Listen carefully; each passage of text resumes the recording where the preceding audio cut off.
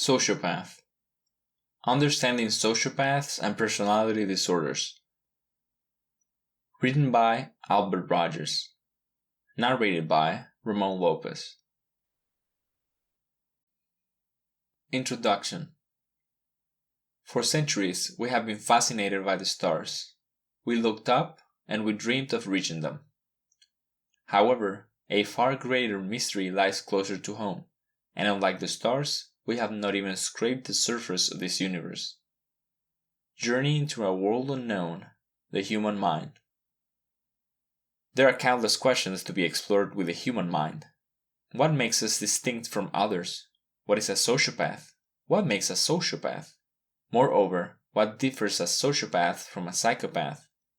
Together, we'll answer all the questions above in this book and find out more interesting things. With our imaginary human guinea pig, Jeff, we will try to understand the implications of these questions in our everyday life. Each chapter is filled with insightful information that will help you understand the world better. We will also explore the stories of famous and infamous sociopaths of the world, as well as ways to help you and your family deal with the sociopathic menace. Studying the practical aspects of psychology and sociology ensures that even after you read this book, you will carry with you important knowledge that you can use in the real world. Another interesting book from a trusted colleague I highly recommend, Borderline Disorder: 50 Solutions for Surviving Someone with Borderline Personality Disorder. Chapter 1. A Brief Understanding of Personality.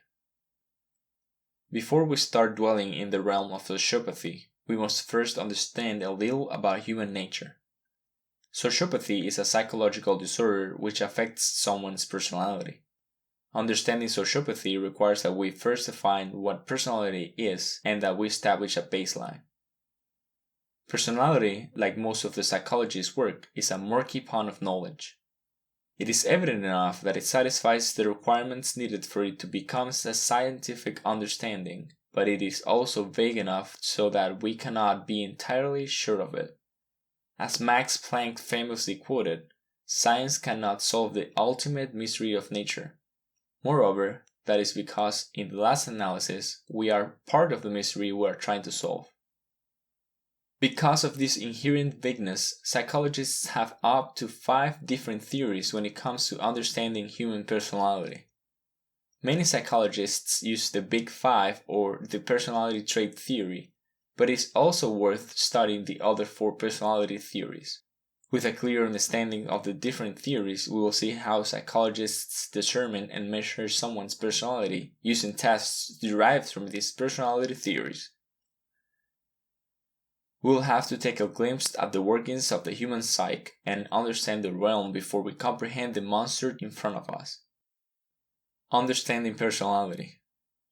Personality is defined as a pattern of our motives, behavior, and our emotions. These patterns are rationally stable to an extent, making them clear enough so that we can distinguish a person's personality from other people. Imagine having a friend named Jeff. Jeff may be your childhood friend, your neighbor, relative, or your coworker. If I ask you what you think of Jeff's personality, you might see him as that optimistic, friendly, and hardworking colleague of yours who never says no to a challenge and always carries a smile wherever he goes. You may also know that Jeff acts like it because he has big dreams for his career and his family. Jeff's imprint on you is his personality to you. It defines his motives, his behavior, as well as his emotions. You might add that Jeff is always like that because these are stable patterns, but the caveat is that you can never actually define Jeff's personality. Sure, these are stable patterns and what you would expect most of the time, but they do not show the entire picture. You might suddenly see Jeff one day shouting in anger at a fellow coworker and wonder why or where that suddenly came from. Your definition of Jeff's personality is not enough for you to define him correctly, but it is sufficient for you to define who Jeff is and who your angry boss is, who is strict on deadlines and roams the office with an iron fist personality is. This view of Jeff is how psychologists define personality. Other people might have formed a different opinion of Jeff's personality, but so long as they are predictable enough that it can distinguish Jeff, it can be used to define him. Understanding personality is a very messy topic, which is why there are up to 5 theories that help psychologists understand the concept of personality. The 5 personality theories. You already know by now that personality and psychology in turn is a very fuzzy field of science. Moreover, to understand human personality, psychologists have come up with no less than 5, yes, you heard that right, theories just for the concept of personality alone. Although the majority of doctors today only use the personality trait theory or the Big 5 of traits, it is still worth studying the other 4 to give us a better picture of human personality. Studying all 5 of the personality theories also provides us with a good grasp of how our understanding of human personality has evolved throughout the ages.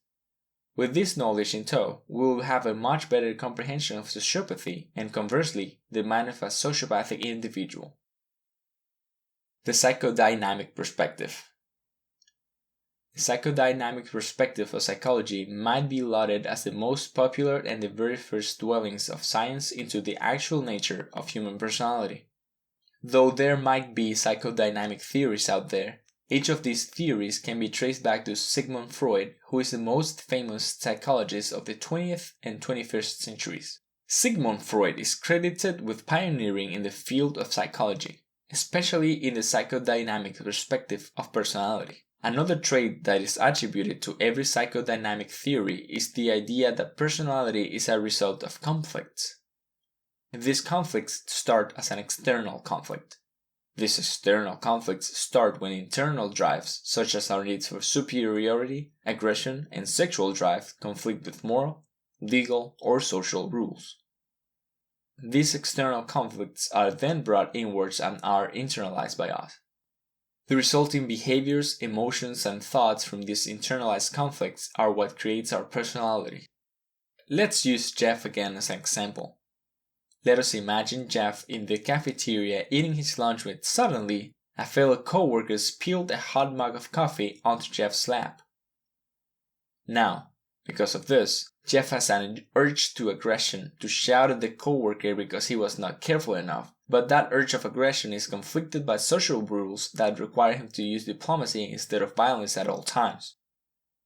This external conflict is then internalized, and one of these 2 sides will determine Jeff's personality according to psychodynamic perspective. When Sigmund Freud was still a working physician, he was intrigued when he observed people who lost feeling in their hands or had paralyzed legs, even though they had no known disorder.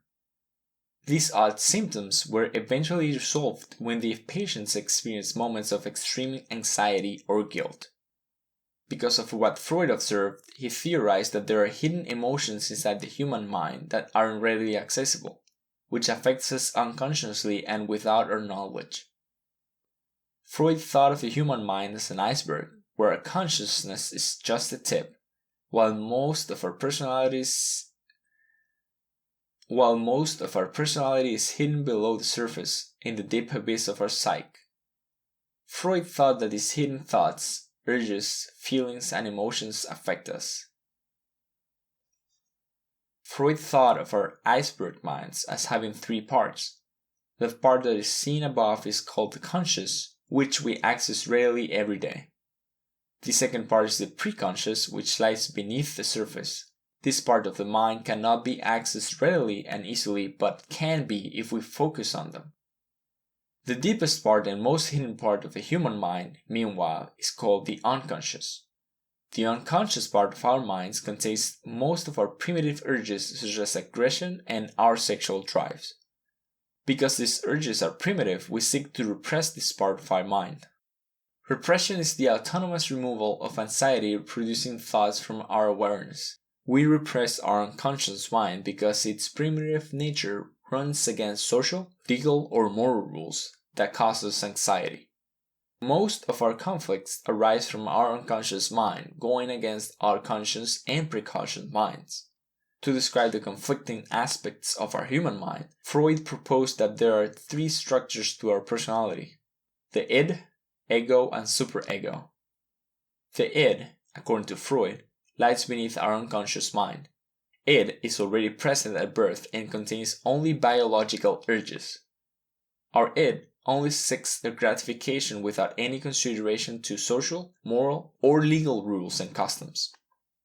The ego, on the other hand, is developed during the first year of life.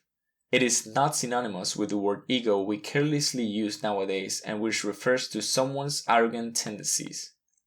The ego, with Freud's description, takes on rationalism and practicality as its priority, serving as a control mechanism for our id. Our ego makes sure that our id is in check and is bound to reason. The ego also makes sure that we attain gratification while making sure that we avert social disapproval. The superego is attained when a person integrates the moral principles and values of his parents and the communities. The superego serves as the moral judge of the ego. The ego makes sure the action to gratify it is rational and practical, while the superego makes sure that the ego's actions are morally righteous. If not, the superego saturates the ego with feelings of shame and guilt. Psychodynamic theories, especially the ones theorized by Sigmund Freud himself, has tremendous popularity since its creation. The concepts are easy to understand and have an abundance of ideas. However, the concept of the iceberg mind has since strayed into the unscientific. Even though better ones may have already surpassed Freud's theory, it is important to note the contributions of the psychodynamic theories. These theories were the first ones to peer into the human mind, answering questions that boggled many individuals for years. The theories of Freud helped shed light on the human psyche as well as the psychological disorders that plagued it, helping those who suffer from disorders. The sociocultural perspective implies that our personality is dependent on our social circles and the respective cultures of the region, as well as someone's gender and socioeconomic status. We adapt to the norms of our surroundings and integrate aspects of it to form our personality. By now, you may have already known our guinea pig, Jeff. You might ask why Jeff is a pacifist who likes to wear jeans on formal dress Mondays, and why he is always outspoken during union discussions. One explanation is that Jeff, as a teenager, was influenced by the social norms of his surroundings. Living as a teenager in the 1970s meant jeans, activism, and pacifists' views, all of which were the social norms. He incorporated each aspect of his surroundings, forming the basis of his personality. Another explanation might be that Jeff grew up in Switzerland, where the pacifist and neutral culture of Switzerland influenced his personality. The respective culture of an individual like Jeff may also influence his perspective on himself and his personality. Cultures may affect whether someone sees himself in an individualistic view or a collectivistic one. Take, for instance, the contrast in the cultures of the United States and China, which is a classic example of individualistic thinking versus collectivistic thinking. An individualist is inclined to view him or herself as a product of personal choices and decisions. A collectivist defines himself as an amalgamation of these social aspects. In Jeff's case, European countries like Switzerland tend to be individualists, while Asian, African, and South and Central American nations tend to cultivate a collectivist perspective. Learning theory perspective. The learning theory perspective has been proposed by learning theorists and by a behaviorist. According to the learning theory perspective, our personality is not caused by inherent and individualistic characteristics that lie inside us, but it is learned. Behaviorists propose that we should stop peering to the depths because this cannot be satisfactorily measured. According to the proponents of the learning theory perspective, personality is the product of environmental cues and social customs that we encounter every day. Using the learning theory perspective, we might attribute Jeff's personality to the way his parents brought him up, the neighborhood that he was in when he was a child, the school he went to, the personality of his teacher, and much more. The learning theory perspective, by itself, is an incomplete account of explaining the human mind, because it does not take into consideration personal variables and instead focuses solely on external factors. This exclusive focus on external factors negates our ability to choose. While it may leave many psychologists dissatisfied, the learning theory perspective has shed light on external factors that affect personality and behavior, leading us one step closer to comprehending personality. The humanistic existential perspective. The human existential perspective dwells on two views: humanism and existentialism.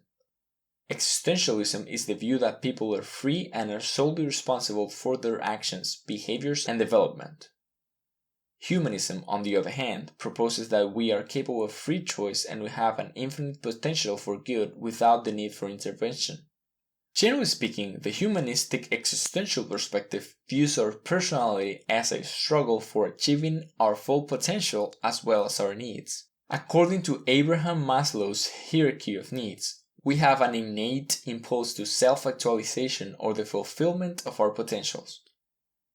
His theory goes against Sigmund Freud's psychodynamic view. Maslow said that we are not controlled by primitive urges or a hidden unconscious, but we are in control of our development and the path that we take. Also, since we are free, it is the influence that is a threat to our struggles. The humanistic existential perspective, much like the psychodynamic view, has one glaring flaw. Its focus on human experience makes it subjective. This subjectivity becomes a problem if we ever will want to measure human personality using it. The trait perspective. The trait perspective, or the personality trait perspective, views our personality as being made up of stable elements of personality called traits that we deduce from observed behavior. You could describe our human guinea pig, Jeff, as an optimistic and outgoing fellow because you have probably seen him with the traits of extroversion and agreeableness. The concept of traits has been known since the time of the Greek physician Hippocrates. Hippocrates believed that our personality depends on the balance of 4 traits which are integrated with bodily fluids. He believed that psychological disorders arise from the imbalance of these bodily fluids. The traits Hippocrates proposed are the choleric, phlegmatic disposition, melancholic temperament, and sanguine, each of which is connected to the levels of yellow bile, phlegm, black bile, and blood, respectively. The next development to the trait perspective came with Hans Eysenck. He proposed that personality is a result of 4 traits that are positioned on a dimension. These traits are the introverted or neuroticism and extroverted, as well as their level of emotional stability. The 5-factor model that psychologists use today is an improvement to Eysenck's. According to the 5-factor model, beside neuroticism and extroversion, there's agreeableness, openness to experience, and conscientiousness. Agreeableness is associated with sympathy, kindness, and optimism. Openness to experience is associated with willingness to accept unconventional perspectives, activities, and behaviors. People with high conscientiousness are typically organized individuals who are reliable and prefer efficiency. Because personality trait perspectives are built around the ability to measure personality, it is widely accepted in the psychological community, especially the 5-factor model or the Big 5 model. The Big 5 model has produced numerous research papers that study it and its connections to genetics. One flaw of this perspective, however, is its inability to explain the causes of the traits. However, its ability to produce measurements of personality outshines its flaw.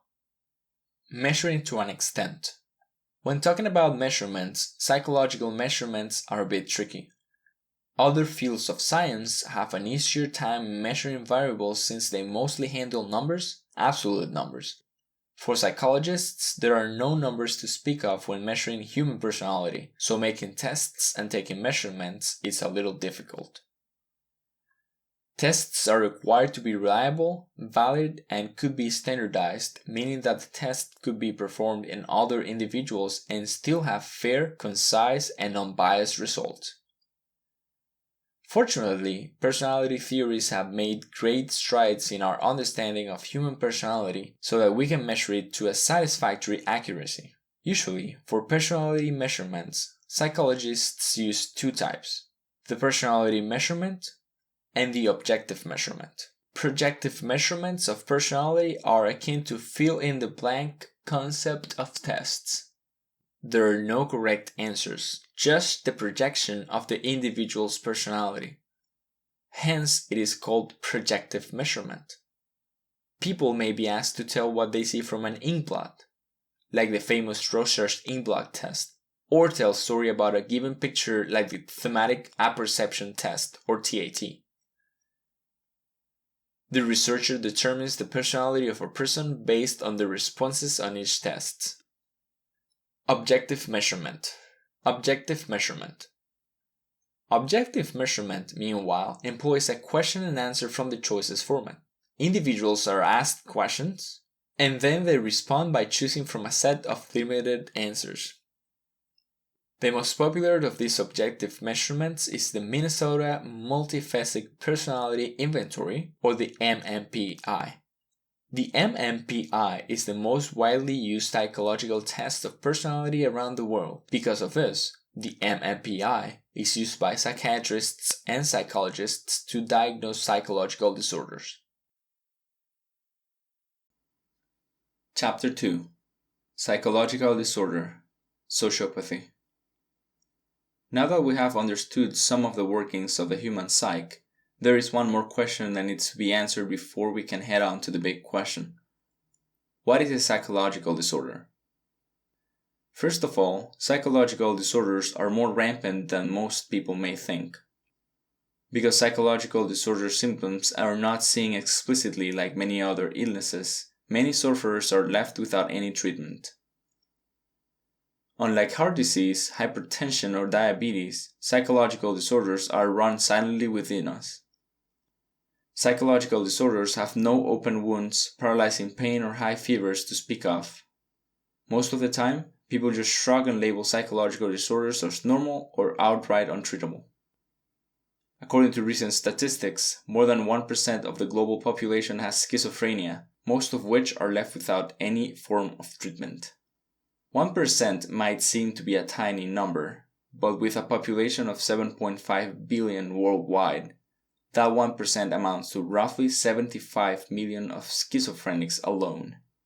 Without treatment, people who have severe psychological disorders may fall into two primary end scenarios: suicide or a murder-suicide. In the United States alone, more than 33,000 people take their lives every year with varying reasons, from anxiety disorders to depression. For individuals who suffer from it, it is important that they seek medical intervention as early as possible. If you have a relative, a friend, or someone you know with a psychological disorder, it is equally important that you provide supportive care and do away with the social stigma. It has been shown that family support and intervention gives patients with psychological disorders a better chance of managing their illness. Why are we talking about psychological disorders? That is because sociopathy is a psychological disorder. Psychological disorders, the monsters in the closet. Like many other illnesses out there, psychological disorders also cause impairment in function and great distress to the person bearing it. The only difference is that there are no wounds to speak of. There is a pain, but not the normal pain we experience daily, but it is still debilitating to the sufferer. A good example of this mental pain is the one experienced by people who have depression. Depression leads to the feeling of not being able to control anything, all the while feeling a deep sense of isolation. The lack of control over critical situations and isolation leads to mental pain, which may impede the sufferer's daily life. He or she might not be able to accept opportunities outright, since he or she might think that there is no chance of success, since he or she cannot control it and therefore evade any potential mistakes. Or perhaps that they are doomed to fail once they start. The feeling of isolation may impair their communication skills, leading to decreased productivity. Mental processes and behaviors can be determined to be psychological disorders if they meet a mix of the following characteristics. 1. It produces severe personal distress. A psychological disorder is an illness, and much like any other illness, it produces distress. If a behavior or mental processes, such as fear or anxiety, produce severe personal distress, it might be indicative of a psychological disorder. 2. The behavior or mental process is statistically deviant. Though statistical deviance per se is not a determining factor when considering a behavior as being abnormal, it is an important aspect to consider. If a behavior only occurs in 1 out of 10 people, it does not directly mean that it is a disorder. Jeff having a 100% score out of 10 other people does not equate to the disorder. The deviance must first have a bizarre quality to it, like having a sudden anxiety attack out of nowhere. 3. It causes self-harm. Having a behavior that causes self-harm, deterioration of social life, and financial standing may be a clear sign of a disorder. Addiction is mostly the case for this.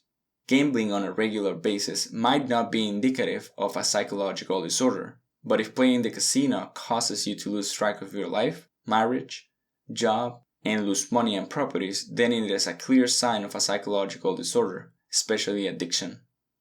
The case of addiction is particularly true if after all the repercussions you still seek to satisfy your urge to gamble.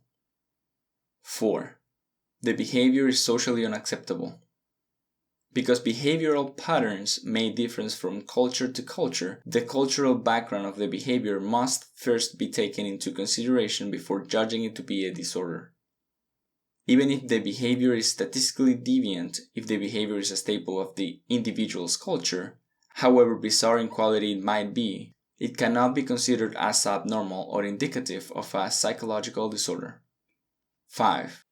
It gives the individual a false sense of reality.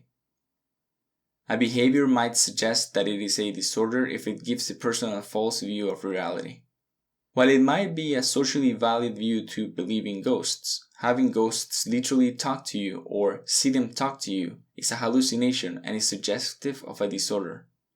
We may feel that the world is out to get us from time to time, but for people with a psychological disorder, the threat is real. If you think that the whole neighborhood is on a planet for your demise on the Best Lawn Award, then it might be that you have a disorder. 6. The behavior is dangerous. If the behavior threatens the well-being of the individual or the people around him or her, then it is indicative of a psychological disorder. This is the case for behaviors which leads to suicide or mass shootings, or both. Classification of psychological disorders. Psychology is not the branch of science for you if you are into absolute definitions. Fortunately, you can take a breather when it comes to classifying psychological disorders. Most psychologists use the classification scheme of the DSM. The DSM, or the Diagnostic and Statistical Manual of the American Psychiatrists Association, is the leading standard from which psychologists classify psychological disorders. It is like the dictionary for psychologists, except it gives diagnoses rather than definitions. Before modern medicine and before DSM itself, and during the 18th and 19th centuries, having a psychological disorder was associated with the devil. Therefore, treatment of such illnesses often led to drilling holes on the cranium to burning people at the stakes. The Diagnostic and Statistical Manual provides diagnostics of either personality disorders or clinical syndromes, provide an understanding of environmental and psychosocial factors that may affect the efficacy of treatment, whether it be a drug-based treatment or a psychotherapeutic one. The DSM also provides valuable statistical data from around the world that help psychiatrists better treat patients and have a good picture of possible outcomes. The DSM may provide a great deal of highly valuable data, but this is still psychology. Nothing is permanently absolute. The DSM's contents are constantly revised according to further studies and statistics. Because of these changes, classifications and definitions of certain psychological disorders may vary per edition of the DSM. Currently, the DSM is in its 5th edition, which was published in May of 2013 by the American Psychiatric Association or APA. Psychological disorders can be classified into the following groups, according to the Diagnostic and Statistical Manual. Dissociative disorders.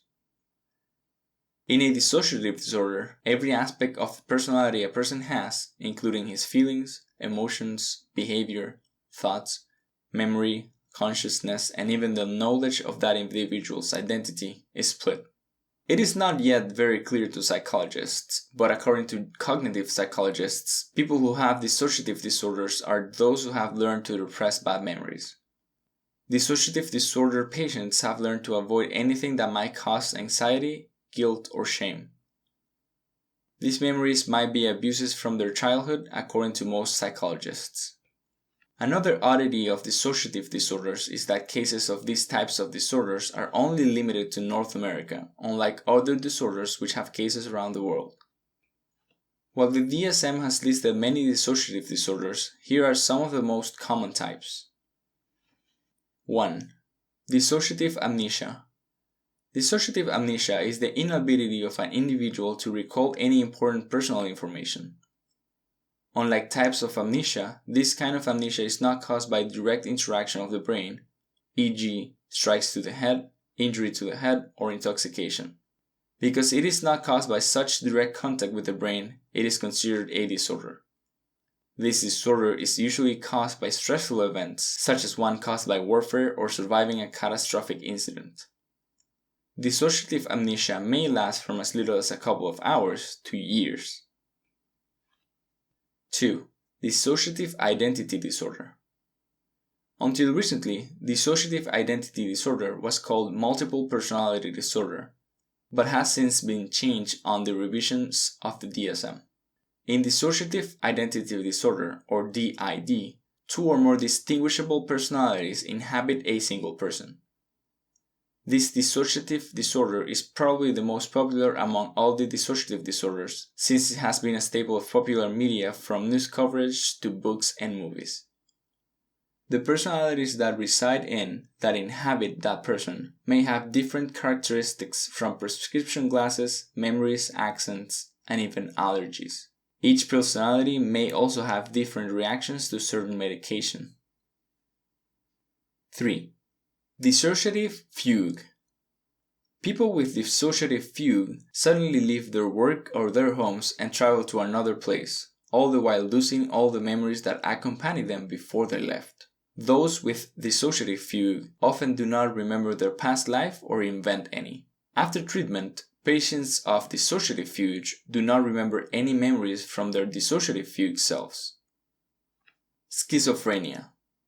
Relative to other psychological disorders, schizophrenia is probably the worst of them all. In schizophrenia, everything goes on malfunction mode. This psychological disorder affects everything from learning to thought, perception, mood, and even motor functions. Schizophrenia may exhibit 2 types of symptoms. These are the positive symptoms or the negative symptoms. Individuals with positive symptoms are characterized by their inappropriate behaviors, such as nonsensical speech.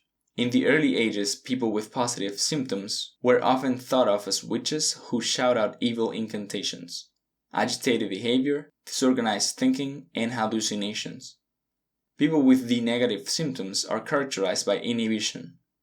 They can be found with a blank face, emotionless voices, rigid body, and refusal to talk. Schizophrenia is also characterized by problems in perception, thinking, learning, and communication. They are susceptible to hallucinations and delusions. A common example of these delusions are people thinking that they are being hunted down by the government, or people who think that they are incarnations of great individuals like Jesus Christ, King George V, or even President John F. Kennedy.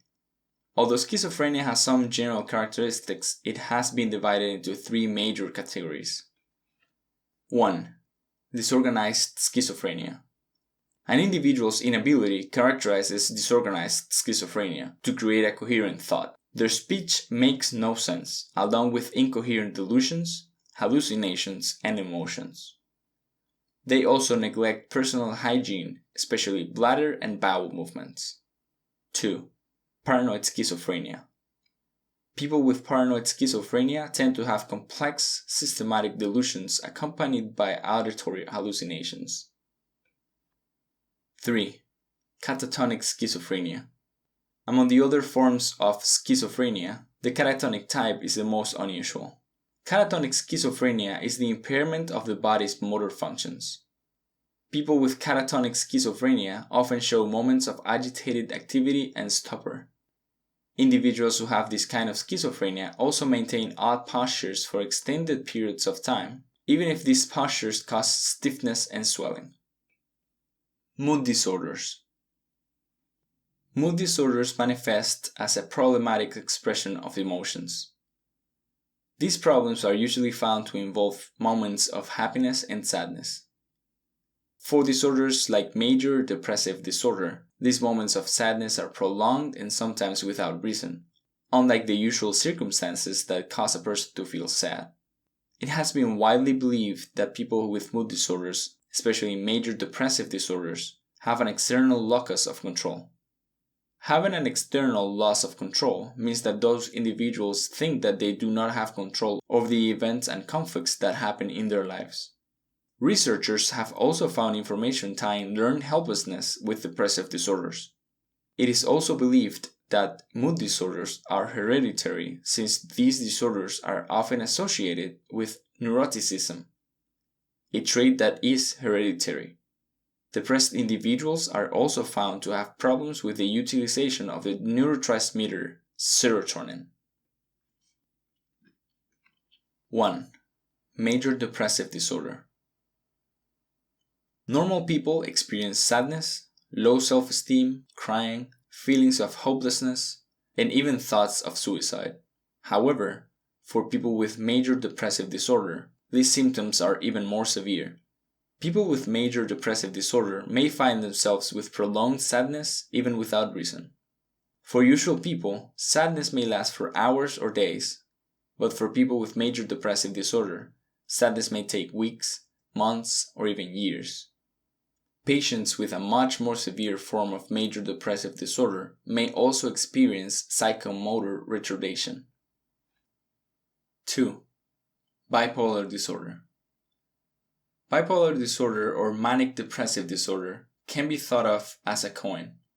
You get one psychological disorder but with two states. Individuals with bipolar disorder are characterized by having mood swings, cycling between elation and depression.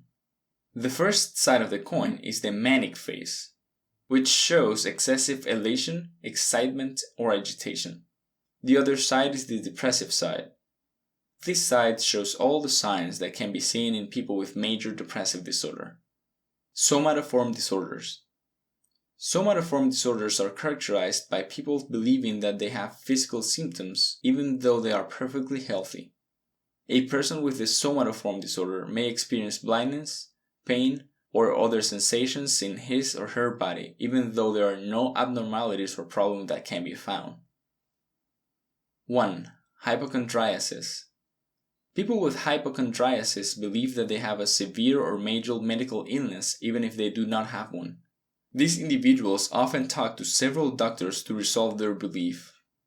These patients also take every sensation they feel as a symptom of the mysterious illness. Conversion disorder. Conversion disorder occurs when a person's certain physical function is changed or lost, even though there are no medical findings to suggest the cause. A person with conversion disorder may suddenly go blind or be paralyzed without cause. The physical experiences claimed by people are not faked. They really are blind or paralyzed. It is suggested that people with conversion disorder convert stressful events into physical manifestations.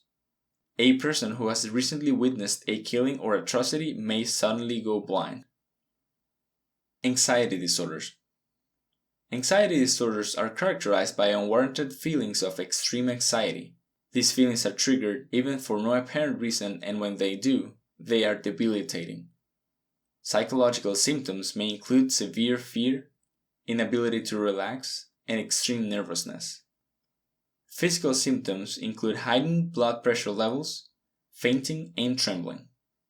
According to cognitive psychologists, anxiety disorders, especially phobic disorders, may arise from early childhood conditioning.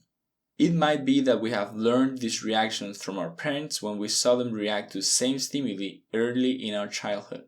It is also theorized that our perspective of severity over a certain situation may affect our likelihood of acquiring stress disorders, like post-traumatic stress disorders for those who have been in wars. It is also thought that we are genetically hardwired to fear certain stimuli because it posed a threat to our earlier ancestors. These stimuli have been passed down from generation to generation, and an excess production of adrenaline and noradrenaline causes anxiety disorders. The anxiety disorders, according to the DSM, include the following disorders. 1. General anxiety disorder. People with general anxiety disorder have a constant feeling of anxiety. Unlike phobic disorders, the anxiety caused by general anxiety disorders are not tied down to a certain stimulus. In a phobic disorder's case, it is tied down to a fear of something that triggers it. Symptoms include insomnia, shaking, irritability, and a high pulse rate. 2. Stress disorder. Stress disorders, like post-traumatic stress disorder or PTSD, are mostly caused by situations that cause severe stress. These disorders are common to war combatants and survivors. Dreams, flashbacks, and stressful memories typically trigger this. Most war combatants have nightmares of colleagues being shot by a sniper in front of them, having an IED or a landmine explode next to them, and other stressful memories of their tour that threaten their lives as well as their colleagues. 3. Panic disorder. A panic disorder is characterized by a sudden anxiety attack that has no apparent cause. People who suffer from panic disorder experience symptoms that are highly associated with cardiac function. These symptoms include shortness of breath, pounding of the hearing, tremors, and severe sweating. Since panic attacks do not have a clear stimulus that can be avoided, these attacks usually happen at random. 4. Obsessive compulsive disorder. Obsessive compulsive disorder, or OCD, is marked by the obsessive part, persistent anxiety-inducing thoughts that are, most of the time, irrational and that cannot be controlled by the individual. Then, there is the need to comply to those thoughts to reduce anxiety, or the compulsive part. OCD should not be confused with OCT, or obsessive compulsive tendencies.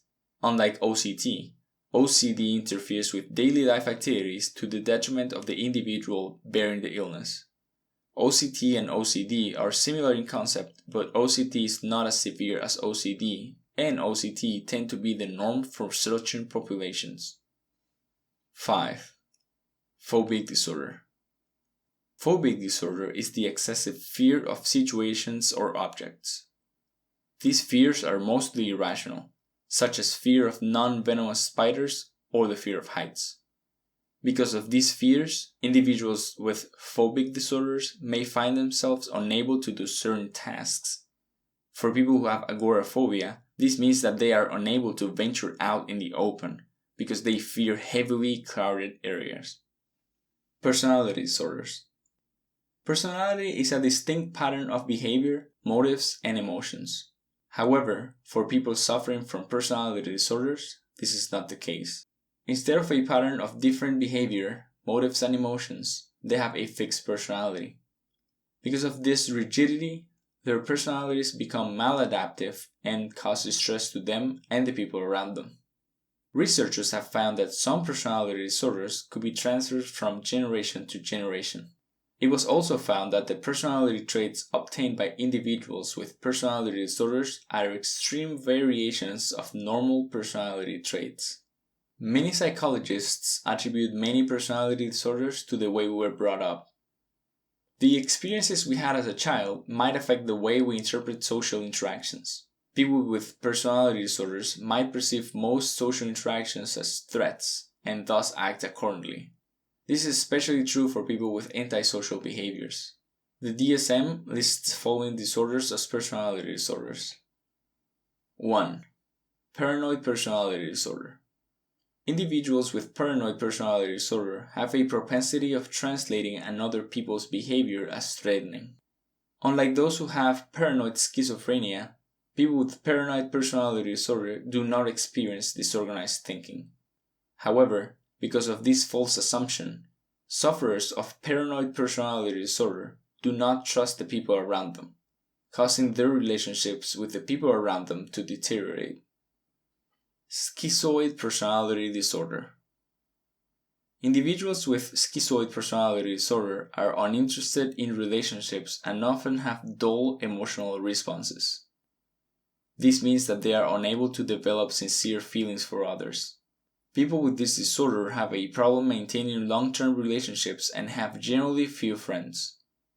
Even though an individual has schizoid personality disorder, he or she may still work well on careers that don't need social interaction. 3. Schizotypal personality disorder. Schizotypal personality disorder is eccentric behavior, thoughts, and perception. People with this disorder sometimes have surreal fantasies.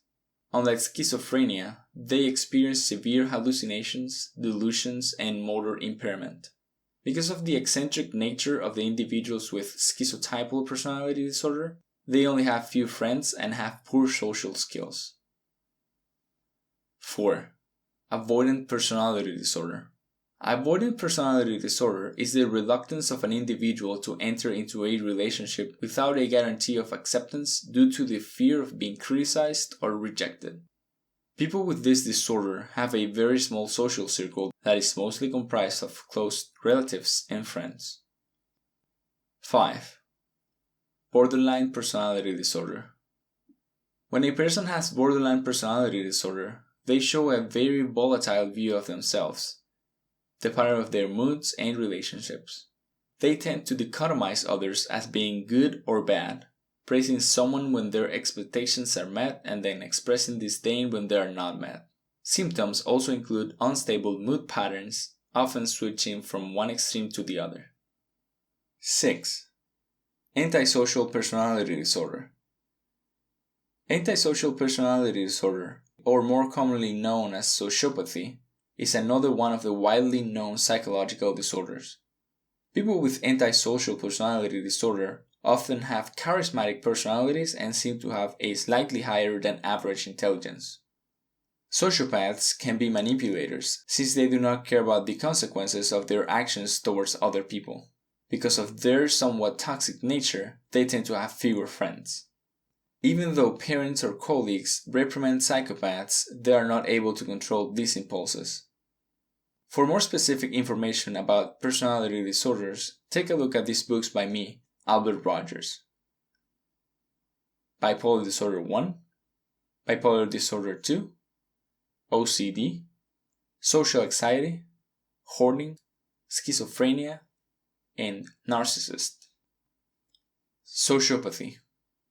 Sociopathy is a colloquial or slang term that refers to antisocial behaviors and tendencies. Sociopaths have no moral compass and therefore lack the ability to care about others. The actions of a sociopath are devoid of consideration, even if it may result in harm toward others. The self-interest of a sociopath always prevails. Sociopaths have a charming personality and may seem to have superior intelligence. These impressions conceal the toxic and harmful nature of a sociopath. It has been statistically found that men have a higher chance of developing into sociopath than women. Sociopath or psychopath. Both sociopathy and psychopathy have no official entry in the DSM, but they are both represented by antisocial personality disorder. Both psychopathy and sociopathy are built around antisocial behaviors and tendencies. However, psychopathy takes the traits of sociopathy to a whole new level of severity. Like sociopaths, a psychopath has a charming personality, but psychopaths have a more violent tendency without any ability for empathy. Another difference is that while social and environmental factors cause sociopathy, Psychopathic tendencies are already integrated into an individual since birth. These tendencies may be further exacerbated by the same social and environmental factors that create a sociopath.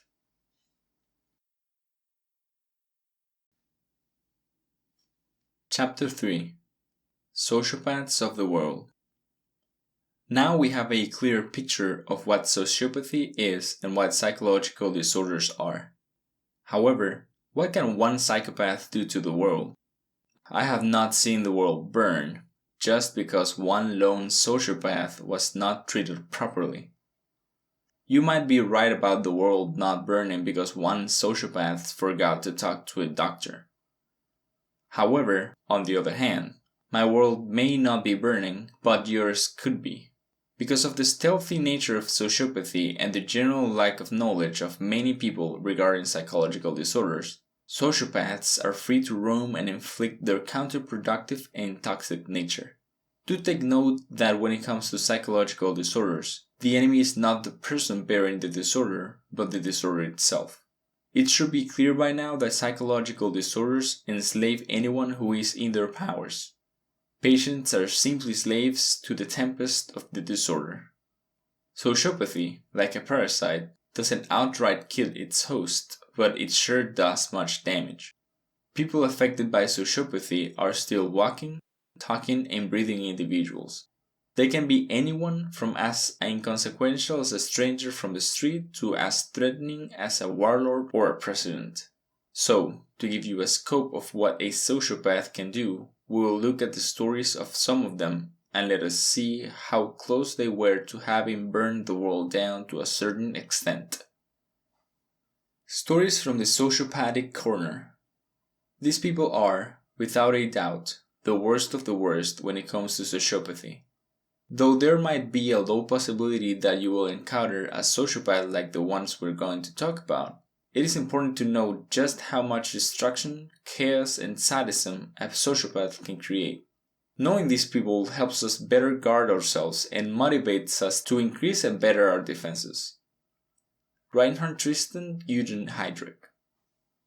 Reinhard Heydrich, also known as the Butcher of Prague, was the head of the Reich Main Security Office in the Protectorate of Bohemia and Moravia. Heydrich committed such torture and mass executions against the people of Czechoslovakia that the exiled Czech government in England wanted him dead.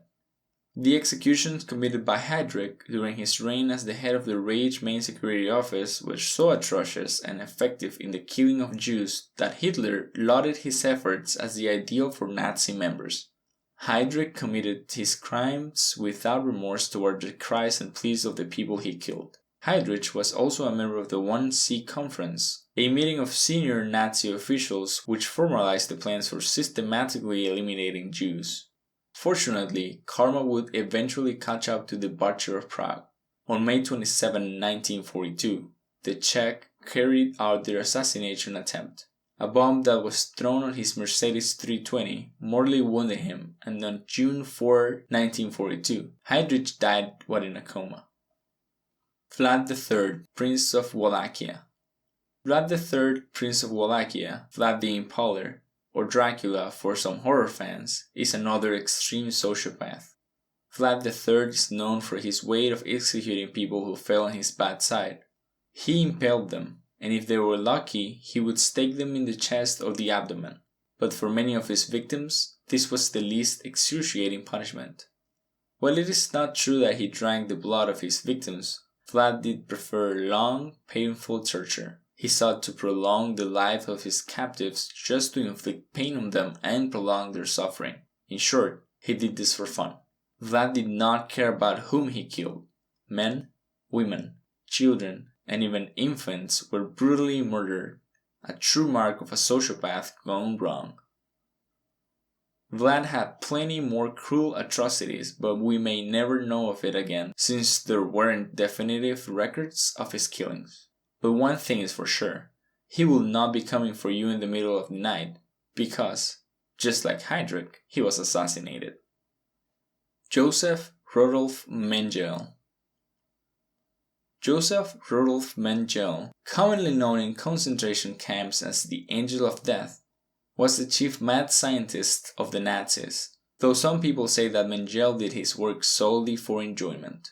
Mengele had an obsession with twins and would sometimes do cruel experiments to see if it affected the other twin. Mengele also liked injecting toxic and corrosive chemicals directly into body organs. He showed no concern whatsoever for the screams and agony of his victims. Mengele, with each batch of slave workers, would pick out those that interested him and perform his experiments without anesthetics, citing the importance of anesthetics for the use of soldiers. Unfortunately, Mengele escaped trial and fled to Argentina in 1949. Mengele drowned while having a stroke in 1979, and even then, he did not show any regret to his cruel experiments. Lessons to be learned. Fortunately for us, people like Vlad III, Heydrich, and Mengele are not free to roam as they please. These violent sociopaths did whatever they wanted because nothing was done, and the war settings, political power, and circumstances of the day enabled them to act this way without seeing consequences of justice. To quote Edmund Burke, "The only thing necessary for the triumph of evil is for good men to do nothing." These men continued with their deeds until someone tried to stop them. Most noticeably with Reinhard Heydrich's case, the Czechs decided that it was too much and assassinated him. The quotation of Edmund Burke also brings to light the guarantee that if we try to oppose sociopaths with all our might, we will always prevail. Chapter 4. Dealing with a Sociopath. Sociopaths left to their devices are a scary bunch. It takes only one sociopath to ignite the world so volatilely. Now that we have seen some near miss from an apocalyptic end, okay, maybe not. How will you deal with one of them should one of them cross your path? From previous chapters, we now have a sound knowledge of personality and psychological disorders, especially sociopathy. In dealing with a sociopath, we must first determine 3 things: identifying the sociopath, finding their motivations or reasons, and how to address them. Identifying a sociopath. According to Hervey Cleckley in his 1941 book, The Mask of Sanity, people with antisocial personality disorder, the term used for sociopathy and psychopathy in the DSM, have 16 traits that distinguish them from normal people. These traits are the following, some of which I previously mentioned. 1. They have a charming personality and may have a higher than average intelligence. 2. They have a poor sense of judgment, and they do not always learn from experience. 3. They do not have any delusion or irrational thinking. 4. They are unreliable. 5. They do not have feelings of regret when they are doing harm and have no sense of disgrace when they are caught. 6. They lack sincerity and lie a lot. 7. Inadequately motivated antisocial behavior. 8. They are highly sociable. 9. They value themselves more than anyone else and cannot empathize well. 10. They have flat emotions. 11. They have a troubled perception. 12. They mostly engage in unsafe sexual practices.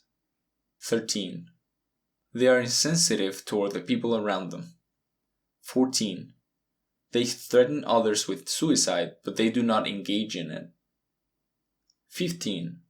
They cannot follow any life plans. 16. They have unappealing behaviors when under the influence of alcohol. Motives of a sociopath. Many psychologists believe that antisocial behaviors are caused by social and environmental cues that the individual experiences as a child. These cues may arise from parental abuse or moments of great stress. People with antisocial behavior perceive other individuals as threats, coupled with their ambition, so it explains the general motivation of a sociopath. They seek to fulfill their ambitions, and because they see other people as threats, they act as though these people are only useful for the advancement of their interests. There is some truth in this. Many people do try to get what they can. They steal money, they take advantage of us, and they are inconsiderate or self-centered at times. When these occurrences add up too much, our trust levels decrease as an automated survival mechanism. For most people, this means that they just have a harder time trusting others, or that they are more cautious when it comes to personal or business relationships. In extreme cases, however, this can lead to sociopathy traits and the view of others as mere objects to use for one's own purposes. If a person has always been treated with a lack of empathy or respect, it is hard for that person to consciously decide to treat others better. How possible is this depends on the individual's mind and the history of that individual. How to deal with the sociopathic mind. The problem with the sociopathic mind is how it interprets the behavior of the people around it. The perceived threat they imagine forces the sociopath to build walls that hamper any attempt to guide it, cure it, or defeat it. Moreover, even if you win against a sociopath, all the time you have spent on doing so could have been used for your productive purposes. And as we all know, time is finite for us, making it priceless. This principle leads to our first rule when dealing with sociopaths and the most important one. Stay away, as far as you can, from a sociopath. As with any rule in survival training, distance increases your chances of survival more than any weapon, armor, or bunker can. If you cannot stay away, then build barriers between you and the sociopath. These barriers can be physical, or they can be ways that make it harder for the sociopath to get in touch with you, like changing your email address or your phone number. The second rule is to remember the rules of baseball. 3 strikes and the sociopath is out. Sociopaths become a burden, especially for people who cannot say no. They exploit their kindness.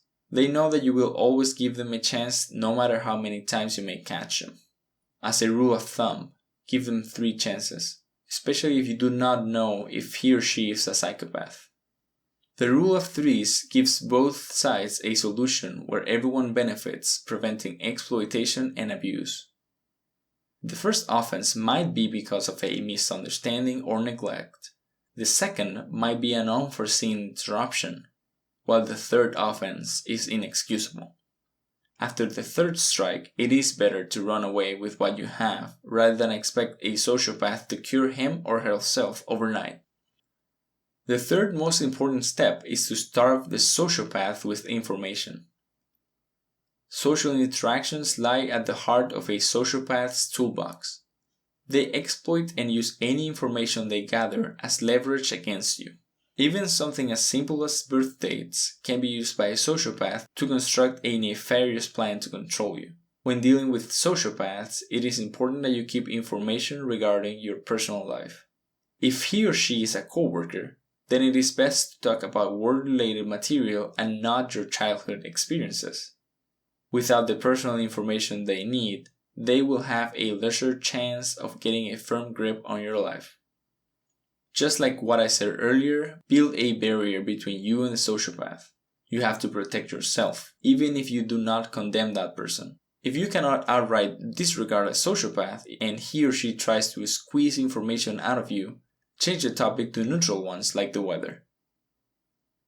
There are several more ways of dealing with sociopaths, but these 3 are the most important ones and the first thing you need to do before anything else. These steps will save you the energy, time, stress, and money that a sociopath may take away from you. Chapter 5. Treatment.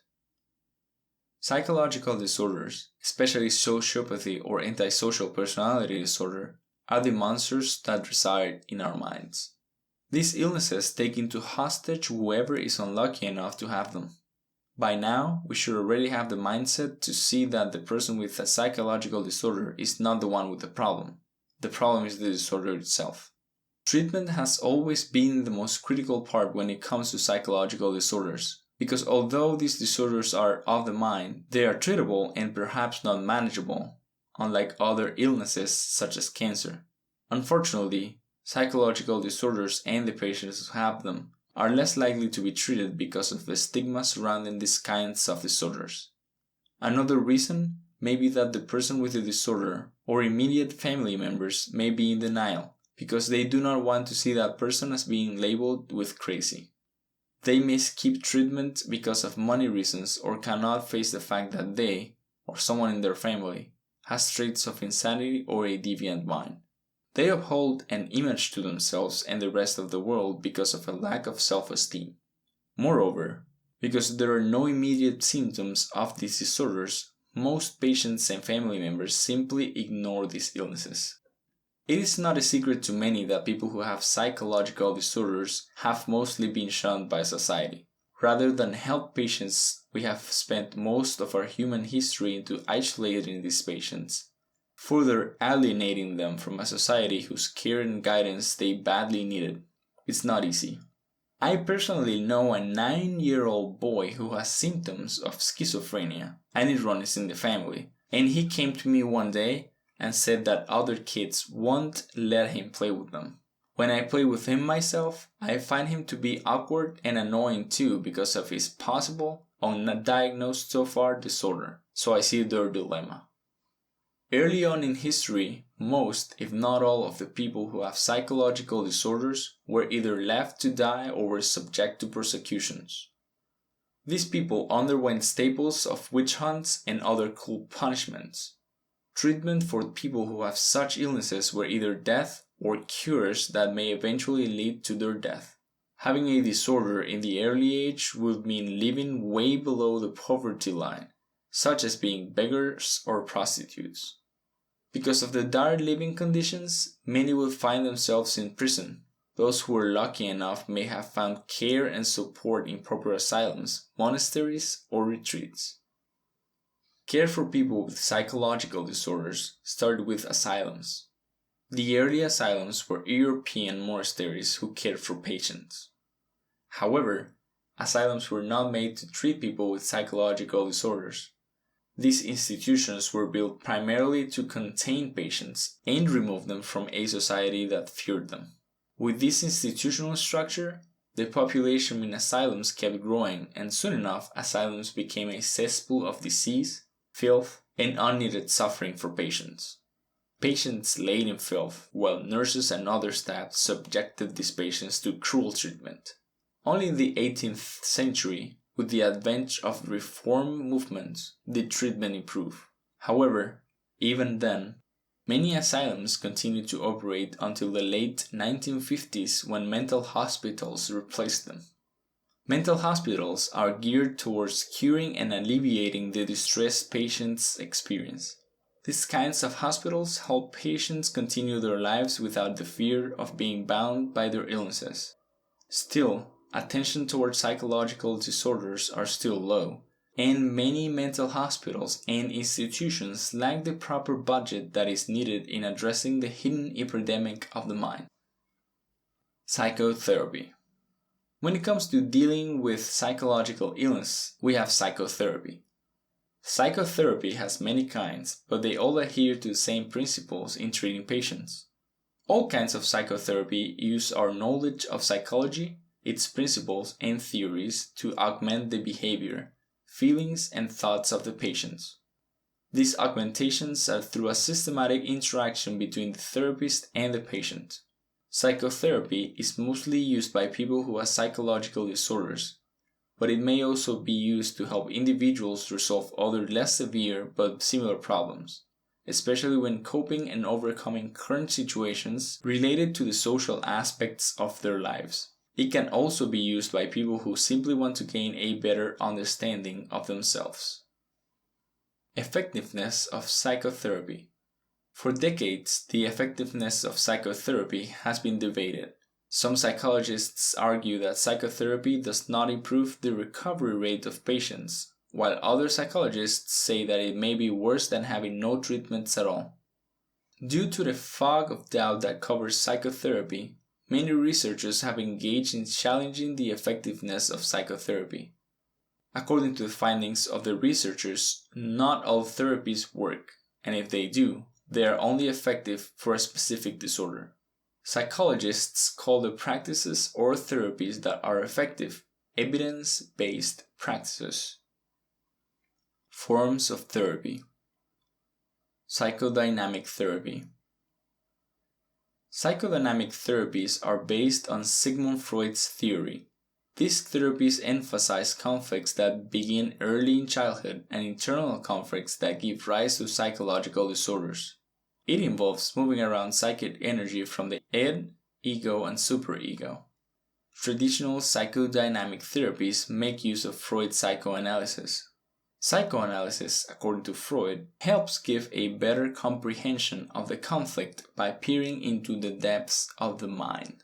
Psychoanalysis also helps provide catharsis, or the release of psychic energy from the repressed unconscious that gives rise to conflicts. Freud's psychoanalysis also uses dream analysis. Freud believed that dreams are expressions of the unconscious part of the mind, since that mind is being repressed. Discussing these dreams further helps the release of psychic energy and the understanding of the individual's inner conflicts. Cognitive therapy. Cognitive therapy approaches therapy much like the humanistic and psychodynamic therapies. They focus on seeing the depths of the mind that produce problems. Cognitive therapists seek to peer into the attitudes, expectations, and beliefs of individuals and try to figure out how they cause problems towards an individual for them to augment them, hence resolving the disorder. 3 of the associated therapies that are considered as cognitive therapies are Rational Emotive Behavior Therapy, or REBT, by Albert Ellis, Aaron Beck's Cognitive Therapy, and the Cognitive Behavior Therapy, or CBT. In both REBT and Aaron Beck's cognitive therapy, clients are either persuaded or are made to realize their errors in cognition. In Aaron Beck's cognitive therapy, he exposes his clients to the irrationality of their fears. For example, our human guinea pig, Jeff, is scared of a non-venomous spider. Using Aaron Beck's cognitive therapy, we will try to expose Jeff to the said spider and make him aware of his fault in cognition by arguing to him and making him realize that non-venomous spiders should not be feared. Cognitive therapy has come a long way and it is starting to be integrated with the behavioral therapies. With the integration of behavioral therapy with cognitive therapy, the change in cognition can be further reinforced by a change in behavior, increasing the efficacy of the treatment. Behavior therapy. Behavior therapy focuses less on what a person feels or thinks and more on their actions. Using the principle of observational learning and conditioning, behavioral therapists try to modify the behaviors of people with psychological disorders. Behavioral therapists help clients to learn certain behaviors that help them defeat and recover from the distress caused by psychological disorders. The most popular forms of behavior therapy are fear reduction method, operant conditioning procedures, and aversive conditioning. Fear reduction methods include systematic desensitization, modeling, and virtual therapy. Systematic desensitization is the gradual exposure of the client in an ever-increasing hierarchy of anxiety-producing stimuli, each of which is being counter-conditioned until the client reaches the topmost of the hierarchy and becomes desensitized to his fear. Modeling is the use of observational learning to overcome fear. Clients are introduced to the reactions of other people when they are presented with the same stimulus that causes stress to the client. The client then mimics these reactions through observational learning. Virtual therapy makes use of new technology and is much like systematic desensitization. Virtual therapy exposes the person to the setting he or she fears for them to become desensitized to it gradually. Operant conditioning procedures help patients by reinforcing good habits or structuring therapies so that unwanted behaviors are not reinforced. In aversive conditioning, on the other hand, instead of depleting unwanted behaviors of reinforcement, therapists pair unwanted behaviors or habits with negative or aversive impulses to make those behaviors and habits unpleasant. Aversive conditioning is a highly controversial method because of its extreme measures that are why it has become less and less popular with behavior therapists. Humanistic therapy.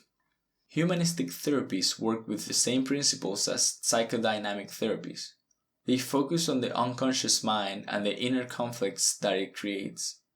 One key difference from the two, however, is that psychodynamic therapies believe that conflicts could be traced back to childhood experiences.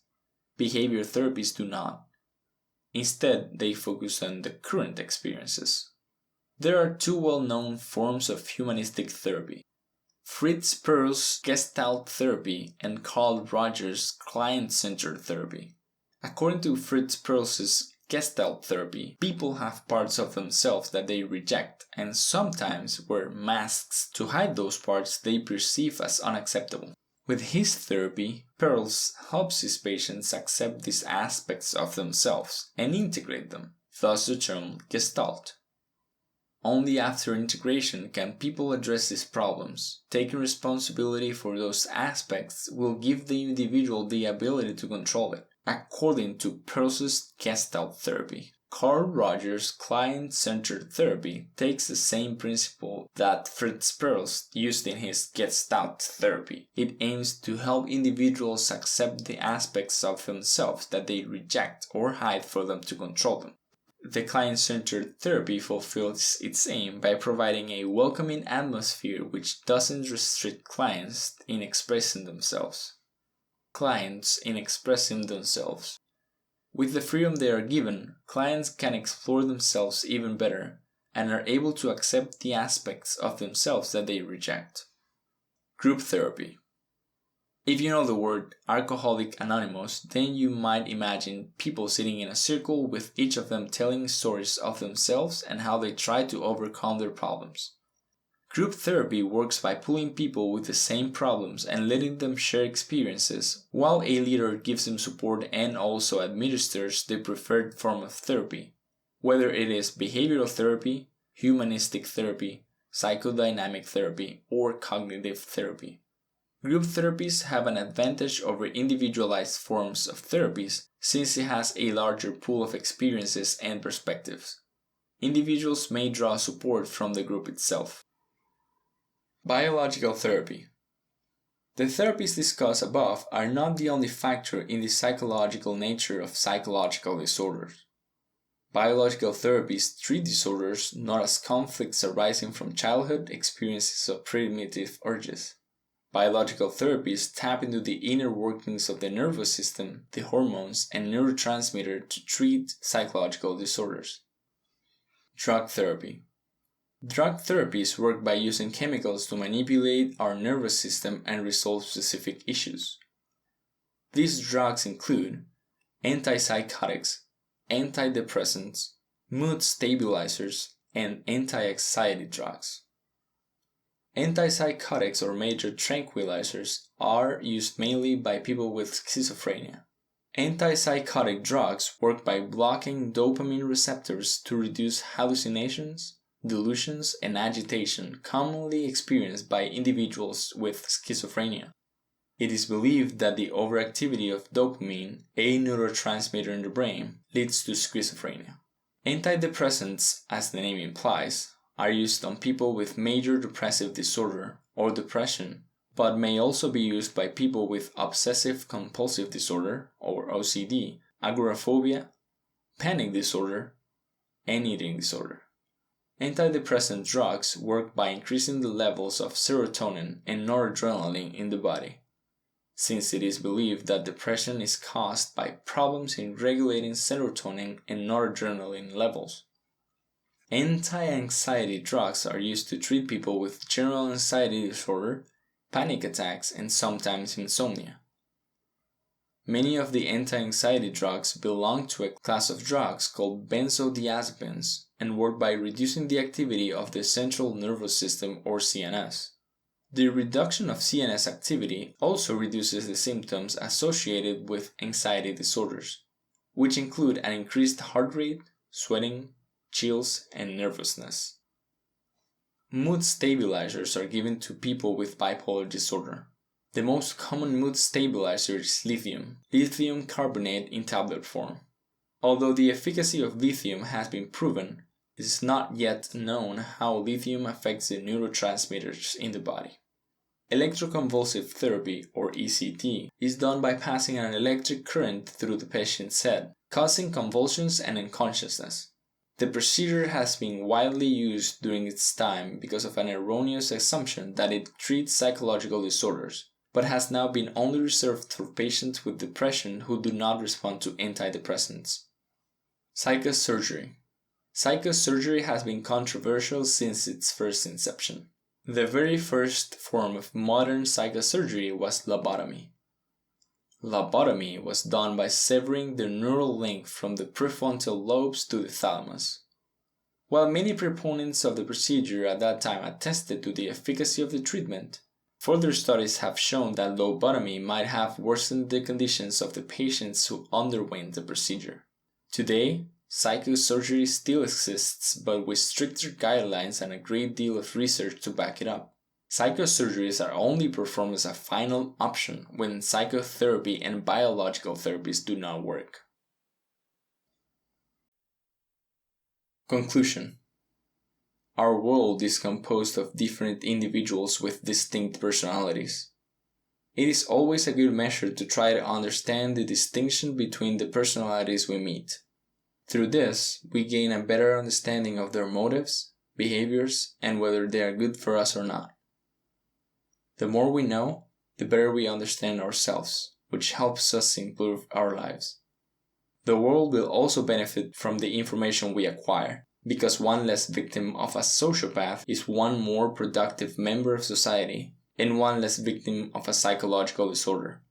We must try to learn more and more about our world, and always be on guard and ready to make our voices heard. Your journey through the world of a sociopath's mind does not stop here. I hope that the information you have read will improve your daily life. This was Sociopath by Albert Rogers, narrated by Ramon Lopez. Psychopath, Exploring the Mental Depths of the Psychopath Mind, written by Albert Rogers, narrated by Ramon Lopez.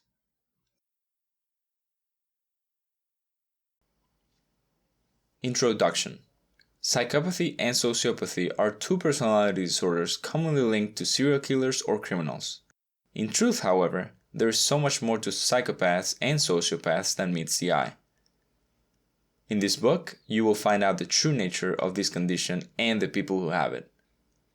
By the end of this book, you should have a clear grasp of what causes psychopathy and what are the clear indicators that a person is a psychopath.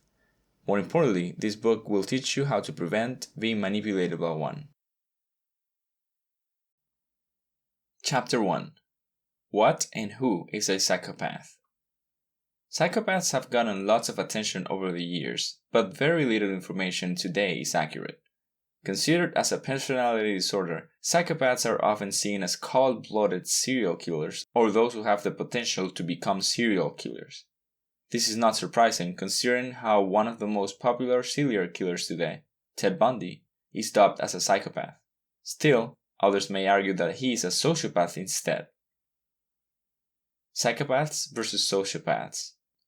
These two terms are often interchangeable, but there's actually a marked difference between them. While the science is still not exact, studies have narrowed down distinctions among the two. As to cause. It is generally accepted that psychopaths are born and not made. It is seen as a generic trait pursuant to a Minnesota study about the condition. In contrast, sociopaths are made and not born. Sociopath tendencies usually occur due to environmental factors that severely impact a person's mindset. It can be anything from the early loss of parents to rejection by a loved one. As to education. While the condition is not indicative of intelligence, psychopaths typically have a good career and are well educated. In contrast, sociopaths are typically unable to hold down a steady job. It is also unlikely that they have reached tertiary education. Of course, there are certain exceptions to this. As to conscience, empathy. Psychopaths are generally accepted to have no conscience and lack empathy. This is perhaps the most defining characteristic of a psychopath. In contrast, a sociopath has little empathy.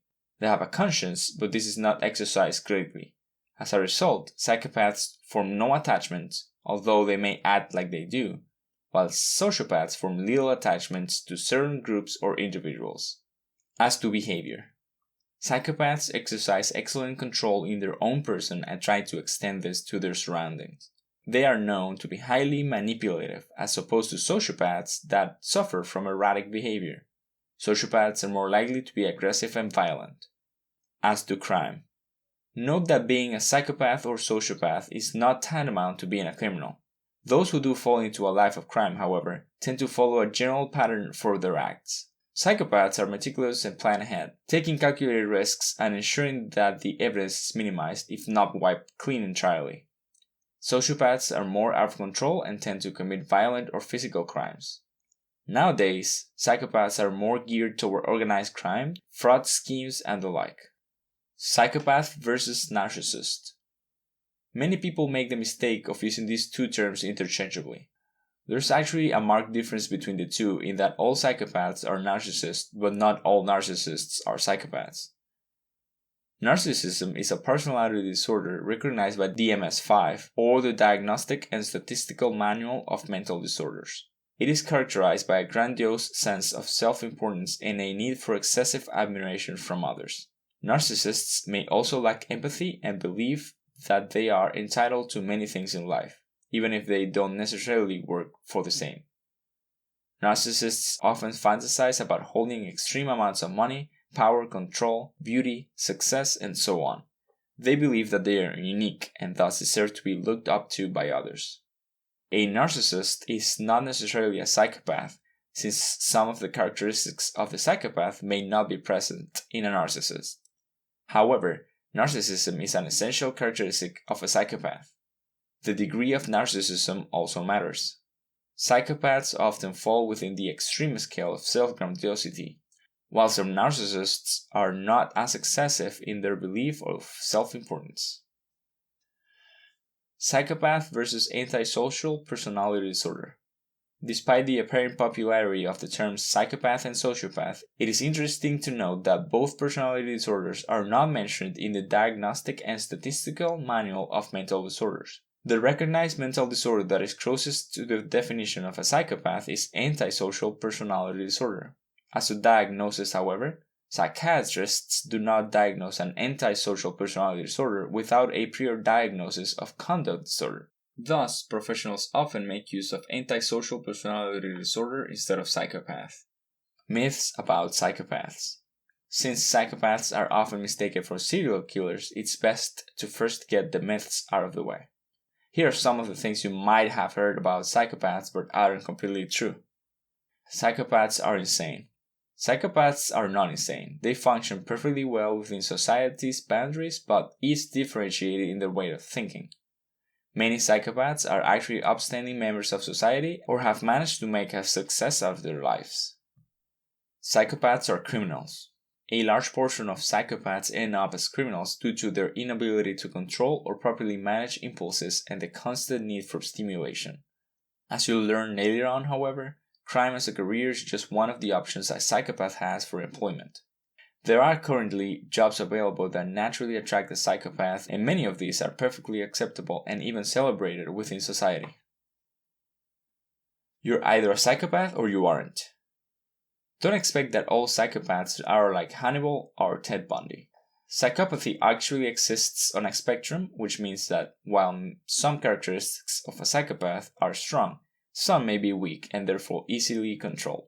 In fact, studies have shown that many of the past US presidents possess a level of boldness and assertiveness akin to that psychopathy. It must be noted that this assertiveness is an important factor in what made them presidents.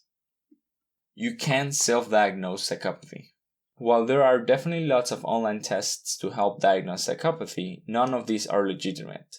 For a proper diagnosis, individuals will have to go through a legitimate doctor for personality disorders. More often than not, it takes more than just a questionnaire to diagnose psychopathy. Nowadays, a brain scan can be made to better track the brain's response when asked questions. Psychopaths are dangerous. While many of the psychopath traits are negative, this does not automatically make them dangerous or violent. Be aware, however, that your mental health may be at risk, since psychopaths can easily break down a person's confidence and self-esteem. If you feel as though you're at risk when with a psychopath, it's often best to simply move away from them. Chapter 2. Signs and characteristics of a psychopath. The reason why these two personality disorders are often interchanged is because the basic characteristics of the two are remarkably similar. However, there are certain characteristics that are unique to psychopath. In this chapter, we'll talk about the traits that are unique in psychopaths as well as those common with sociopaths. There's typically a 20-point character basis that professionals use to check, but bear in mind that a perfect score is not necessary for a diagnosis. Some confirmed psychopaths lack several characteristics, but there are some that are never gone from the list. Lack of empathy, remorse, guilt. This is the most defining characteristic of a psychopath. Thus, it can be said that all psychopaths lack empathy. Empathy is the ability to connect with people and put yourself in their position so that you can sympathize with them on an emotional level. Empathy is the reason why people donate food to the homeless, say sorry after a mistake, and feel bad for doing something wrong. It is the ability to recognize pain in someone, and psychopaths do not have this ability. For this reason, psychopaths are primarily incapable of connecting with people or forging relationships. Note, though, that this is an internal characteristic and most psychopaths are smart enough to fake empathy. Lying pathologically. Psychopaths are also pathological liars in that they have this compulsive need to lie in order to suit their own ends. Sometimes there isn't even any good reason for the lie as long as they find it convenient to give them. Psychopaths can be quite adept in their lies, especially when it is part of their grand scheme. Being meticulous, some of their lies are well thought of and thus hard to pinpoint. Superficial charm. Of all the characteristics of psychopaths, charm is perhaps the most surprising one of all. Psychopaths have the amazing ability to coax people into their way of thinking, exuding an appeal that can be attractive for most people. While some psychopaths are not as accomplished in faking the genuineness of their charm, there are those that are more than capable of fooling the public. Ted Bundy, infamous serial killer and psychopath, was so proficient in exercising charm that women happily supported him during his trial for murder. Manipulative. Together with charm is their ability to manipulate people. Combine this with their lying capacity and psychopaths can be excellent puppet masters. In fact, studies show that there are lots of psychopaths in top fields of business and politics, two careers that require a certain combination of appeal for success. Promiscuous behavior. Their lack of guilt or remorse makes it easy for psychopaths to go beyond societal boundaries without thinking twice about it. This is why many psychopaths have no problem being in several relationships at once, even if they are already married. They are promiscuous and their manipulative character makes it easy for them to juggle several relationships all at once. Inflated sense of self-worth. They believe that they are better than others in almost every aspect, which is a narcissistic trait. Psychopaths need to be smarter than everyone else, stronger than everyone else, earn more than anyone else, drive a better car, and so on. They are of the opinion that they are always right and will therefore have a hard time accepting mistakes or criticisms. Blaming others. Since psychopaths believe that they can never be wrong, it makes sense for them that someone else made a mistake. They always blame others and never accept responsibilities for mistakes or problems. On the flip side, if something good happens, they are quick to take credit. Constant need for stimulation. Studies have shown that psychopaths have a constant need for stimulation. This can be linked to the fact that they lack empathy and thus do not feel the same highs and lows of emotions associated with relationships. Psychopaths require a different manner in which to stimulate their senses. They have the tendency to lock down on a particular stimulation and go after it until they're satisfied. A problem is that, much like drug addicts, some psychopaths may need a bigger fix each time for stimulation to occur. This is why psychopaths, who are also murderers, often reach this level by steps. Other criminal behavior occurs before they commit murder. Chapter 3. The Mind of a Psychopath. Psychopaths are definitely getting loads of attention in the medical field with scientists, making them the focus of their study in an effort to fully understand morality and how it is processed in the brain. Psychopaths seem to be the most efficient specimen for this kind of research because they operate on a seemingly immoral plane, although not completely evil. Neuroscience of psychopathy. Perhaps one of the most prominent individuals in the field of psychopathy is Robert Hare, who conducted some of the most quoted studies regarding the psychopath mind. The author of several books about the subject, some of his most persuasive works are written in the psychopath theory, research, and practice. During the 80s, Hare operated a study whereby Cleckley's theory was tested in subject psychopaths. The theory is that psychopaths have no grasp of the emotional components of language.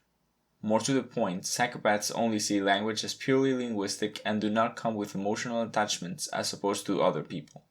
For example, a normal human being would have an emotional response to words like genocide, murder, love, and belonging.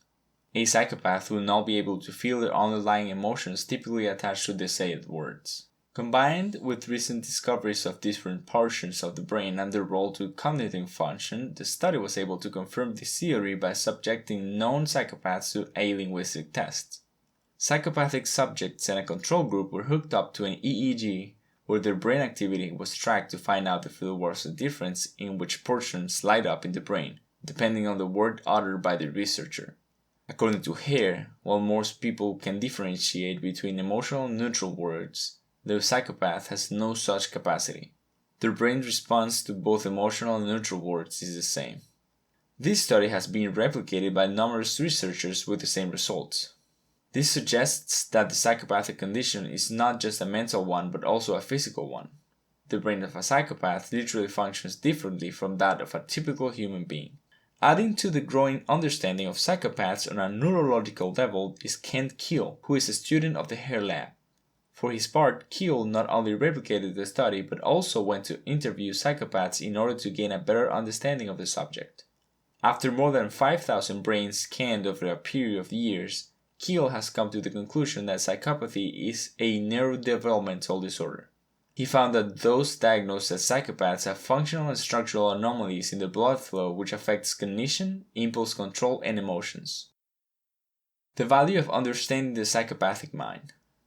The primary reasoning for the extensive studies on psychopaths rests on the possibility of curing the condition. However, that doesn't mean that current developments about these fields of study are essentially useless at this point in time. Brain scans are currently being conducted in courtrooms with the hope of proving that some criminals are not criminally responsible for their actions. Case in point is the 2009 trial of Brian Duggan, where Keel was hired by the defense team. It was in their interest to showcase that Duggan had a neurological disorder through his brain scans, with the goal of impacting the decision of the jury against the death penalty. While the decision became moot as death penalty was abolished in the state, it was believed that the case is only a starting point to the role neuroimaging will play in criminal trials. Keel is of the opinion that the procedure to categorize psychopaths will be as revolutionizing as the use of DNA in trials. Categorization. It is interesting to note that many of the psychopaths' overt characteristics are somehow desirable to people. Their charm, amazing capacity to socialize, their attentiveness, and their determination are characteristics that many people will happily have. This is why there are studies that do not necessarily paint the psychopath on their bad light. In fact, there is a theory put forward that psychopaths are a different type of human that was produced through an evolutionary process due to the hard pressures of life. Following this theory, it may be argued that the lack of a conscience or empathy is a natural progression from man's current state. Whether you find such notions plausible or not is entirely up to you. Chapter 4. Role of Conscience in Psychopath. Conscience, or lack thereof, is the most defining feature of a psychopath. Conscience is defined as an inner feeling or voice viewed as acting as a guide to the rightness or wrongness of one's behavior. It is a moral compass that facilitates feelings of guilt and remorse whenever you, by your own standards, do something perceived to be wrong or immoral. Psychopaths do not have this inner voice and thus, by extension, do not feel any guilt or remorse. After all, guilt usually comes to a person by way of an inner voice that tells them that what they did is wrong. There is no such voice in a psychopath. Why is conscience important? In order to fully understand the impact of a lack of conscience, it is important to underline why conscience is such an integral part of the human psyche. This need for the existence of an inner moral compass is the foundation of society. After all, man is a social animal, which makes it necessary to get along with others for sex and sustenance to become possible.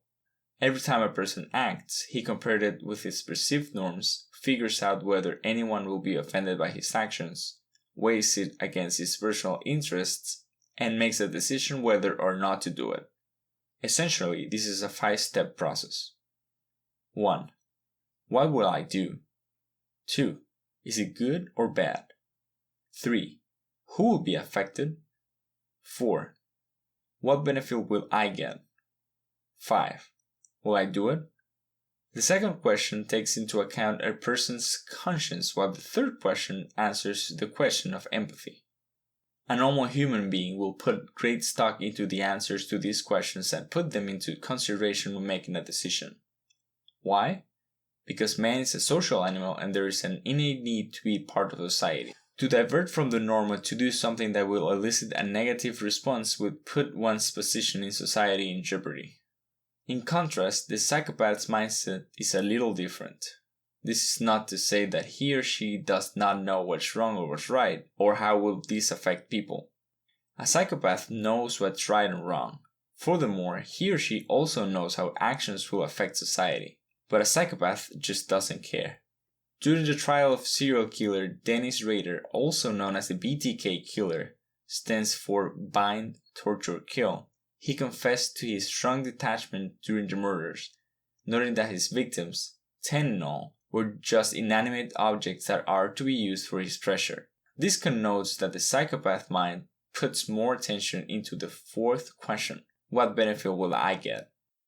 Psychopath's recognition of a conscience. What makes a psychopath an even better manipulator is the fact that, while he has no conscience, he usually recognizes the existence of a conscience in others.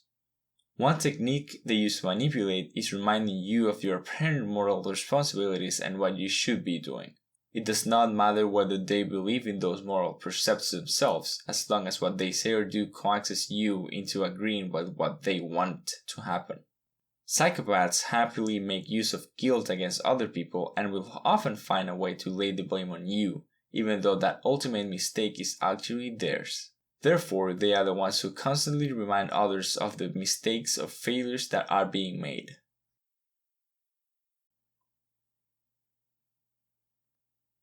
Chapter 5. What causes psychopathy? As previously mentioned, it is commonly accepted that psychopaths are born the way they are, as opposed to sociopaths that are made through environmental factors. However, the truth is that the scientific community is still in the process of studying personality disorders, including psychopathy and sociopathy. Thus, this generally accepted cause is not exact and may change over time. When you look at a lot of serial killers with psychopathic tendencies, it is interesting to notice the abuse or neglect in their childhood and the little chances they stood in society to lead a happy and fulfilling life with the traumas they had faced thus far anyway. The study of these personality disorders are seen to have a strong link in a person's morality or his perception of good and evil. Thus, some are of the opinion that understanding how the psychopath's brain works can make it possible for scientists to control the moral switch and essentially cure or prevent psychopathy. Today, there are several possibilities as to the cause of psychopathy. Genetic. It is widely believed that psychopathy is a genetic trait, which means that children of psychopaths are also more likely to become psychopaths. There are many presumed psychopathic serial killers who are related to each other and work together when killing others. A classic example is sisters Delfina and Maria de Jesus Gonzalez, known to be the most prolific murderous partnership with a body count of 91. The number is said to be a combination of men, women, and even children. Of course, studies show that the genetic disposition is also influenced by environmental factors. Hence, those who have psychopathic tendencies may not display all the signs and symptoms of the personality disorder unless they undergo some form of emotional trauma. Emotional trauma. Emotional trauma can come in many forms such as abuse by parents, lack of familiar ties, rejection, feelings of isolation, neglect, and physical abuse. Ted Bundy, serial killer psychopath, found out that his sister was actually his mother. He was also rejected by a woman he liked, leading him to kill numerous women who oddly enough looked a lot like the woman who rejected him. Such a childhood might have triggered more apathy and violence towards women, along with a severe pornography addiction he confessed to have. Children who were sexually abused or severely punished may also grow up to become psychopaths due to the presence of these environmental factors. Substance abuse. There are also theories and some studies backing up the probability that substance abuse can lead to psychopathy.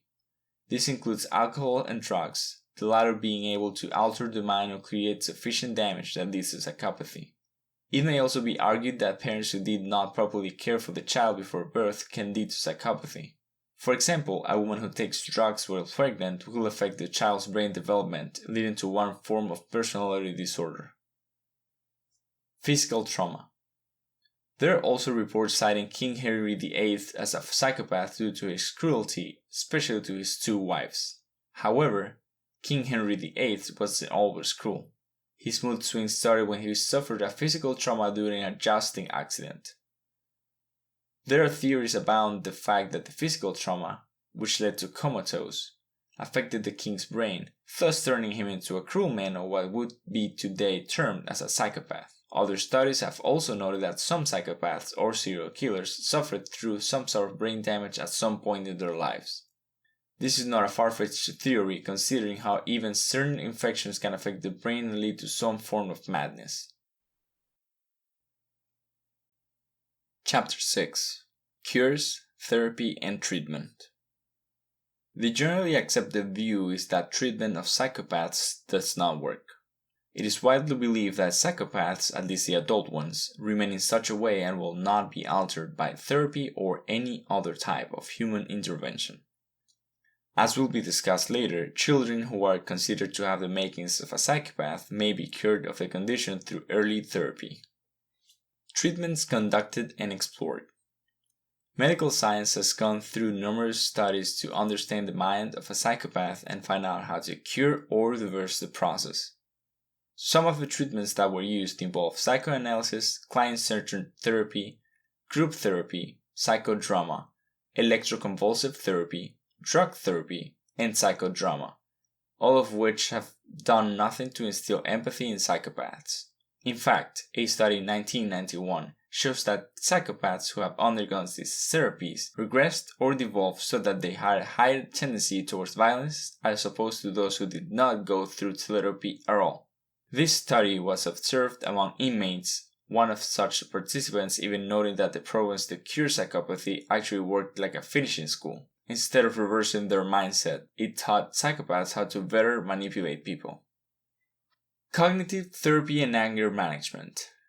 Cognitive behavioral therapy, or CBT, is one of the most common approaches to mental disorders. When tested among psychopaths or those with antisocial personality disorder, however, the results aren't as promising as expected. Due to the unique characteristics of the psychopath, it is incredibly difficult for therapists to properly apply the principles of CBT among patients. It must also be noted that those who underwent CBT are criminal psychopaths who had the intent of avoiding or minimizing jail time. This typically results to lack of true development towards improvement. Anger management, on the other hand, does not treat psychopathy but rather teaches the psychopath better control his or her impulsiveness and anger issues. While not all psychopaths have problems with controlling their anger, the criminal psychopath definitely has a hard time controlling the violent emotions. It is found that anger management helps psychopaths better acclimatize themselves in society. However, it does not increase their empathy or provide them with a conscience. Giving a psychopath chances.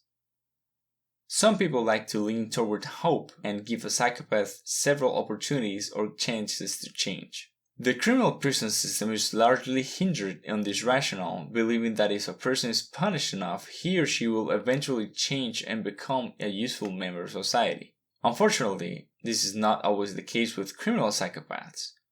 They are impulsive and believe that they are entitled to the things they want. Therefore, psychopaths are unlikely to learn from prison and tend to repeat the same pattern over and over again.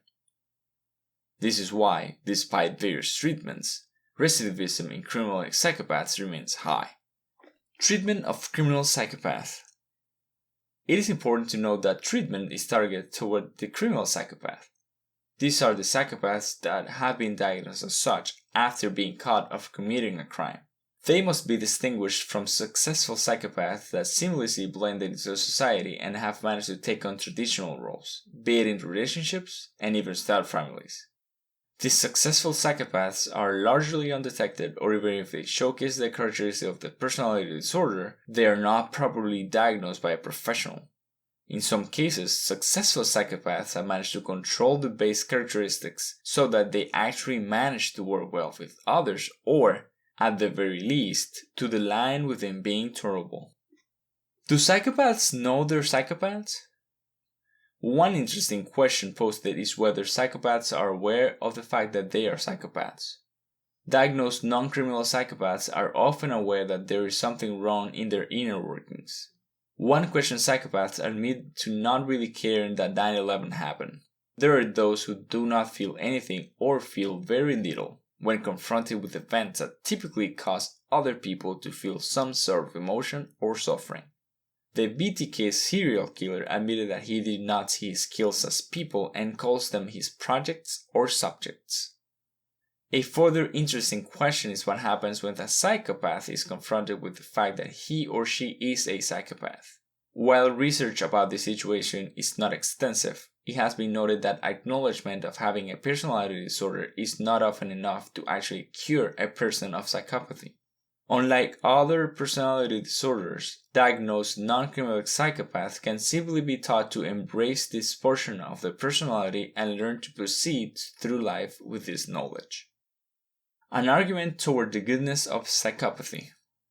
There are arguments today stating that being a psychopath isn't necessarily a bad thing. After all, studies have shown that those who have the qualities of a psychopath also make for excellent businessmen. It was argued that certain qualities of a psychopath can be useful for society, such as their assertiveness, their boldness, and that they tend to focus on the possibilities rather than on what has happened. Most importantly, however, psychopaths rarely care about what other people think. Therefore, they respond less to peer pressure and will not be dampened by what others have to say about them, although this can make them angry with another person. Chapter 7. Psychopathic children. Medically speaking, persons under the age of 18 cannot be properly diagnosed as psychopaths or sociopaths. Hence, children who meet all the criteria of a psychopath cannot be officially termed as such until they reach adulthood. For this reason, kids with all the hallmarks of a budding psychopath are exposed to treatment before they reach the age of 18. Budding psychopaths may seem far-fetched, but they are not entirely unheard of. In fact, a documentary on the phenomenon followed a young female child who displayed all the symptoms of psychopathy. Sexually abused even before she reached 7 years of age, the child showed symptoms of violence which includes 1. The killing of baby birds. 2. Attacking another child during sleep. 3. Pinning the family dog with a needle. And 4. Cutting another child with shards of glass. The documentary, named Child of Rage, features Beth Thomas and was made in 1989. Behaviors of budding psychopaths. The situation of Beth Thomas is far from being the only circumstance where a budding psychopath may be studied. However, it is one of the most documented and watched all over the globe. A chilling take on psychopathy. Many of those who watched the documentary were shocked, not just by her confession of the intent to kill her adoptive parents, but also the calm manner in which she told the same. Beth Thomas showcased many of the behaviors today linked with budding psychopaths. Whether diagnosed young or during the teen years, the following are some of the behaviors that could signal psychopathy in adulthood. Shallow or lack of emotions. Children are naturally emotional and will often show this through their actions or facial expressions. Budding psychopaths, or BP, are less emotional and show little remorse or guilt. While there are those who are capable of faking their emotions, parents or adults can often sense this in the child. Becomes very angry when corrected. Despite their apparent lack of emotion, BPs have been known to become very angry when corrected. Much like adult psychopaths, they have little tolerance for criticism and are more likely to show their displeasure when corrected. They also have the tendency to blame others for their faults. Breaks promises frequently. Due to their lack of empathy and remorse, it is not uncommon for BPs to break promises often. While they will say sorry afterwards, their remorse is often insincere or faked, which many adults can undoubtedly sense. Injures or inflicts pains on animals or other children. Budding psychopaths start young in testing the extent of their empathy, or lack thereof. They tend to inflict pain on others and will do so in small increments as if testing the water and how far they can go with their experiments. Typically, however, BPs start with animals because these are unlikely to fight back or tell others. Starts fires. This is a typical sign often quoted in many criminal-centered television shows. Although not all BPs show this symptom, there has been a marked correlation between the two. Does not care about school. While budding psychopaths thrive on praises and love being seen as better than everyone else, they rarely care about schoolwork. This can be linked to the fact that they see themselves as superior to their peers and thus do not find the need to follow the rules. This level of self-importance often extends to adults, which means that budding psychopaths also do not care for the opinion of those older than them. But they do have the charm to act respectful or remorseful when in the presence of adults. Impulsive. They act without thinking and rarely plan ahead.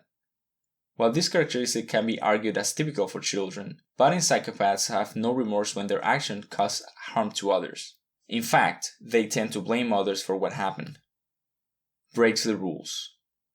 Lack of respect for authority combined with impulsiveness and lack of remorse lead a budding psychopath to rule breaking at an early age.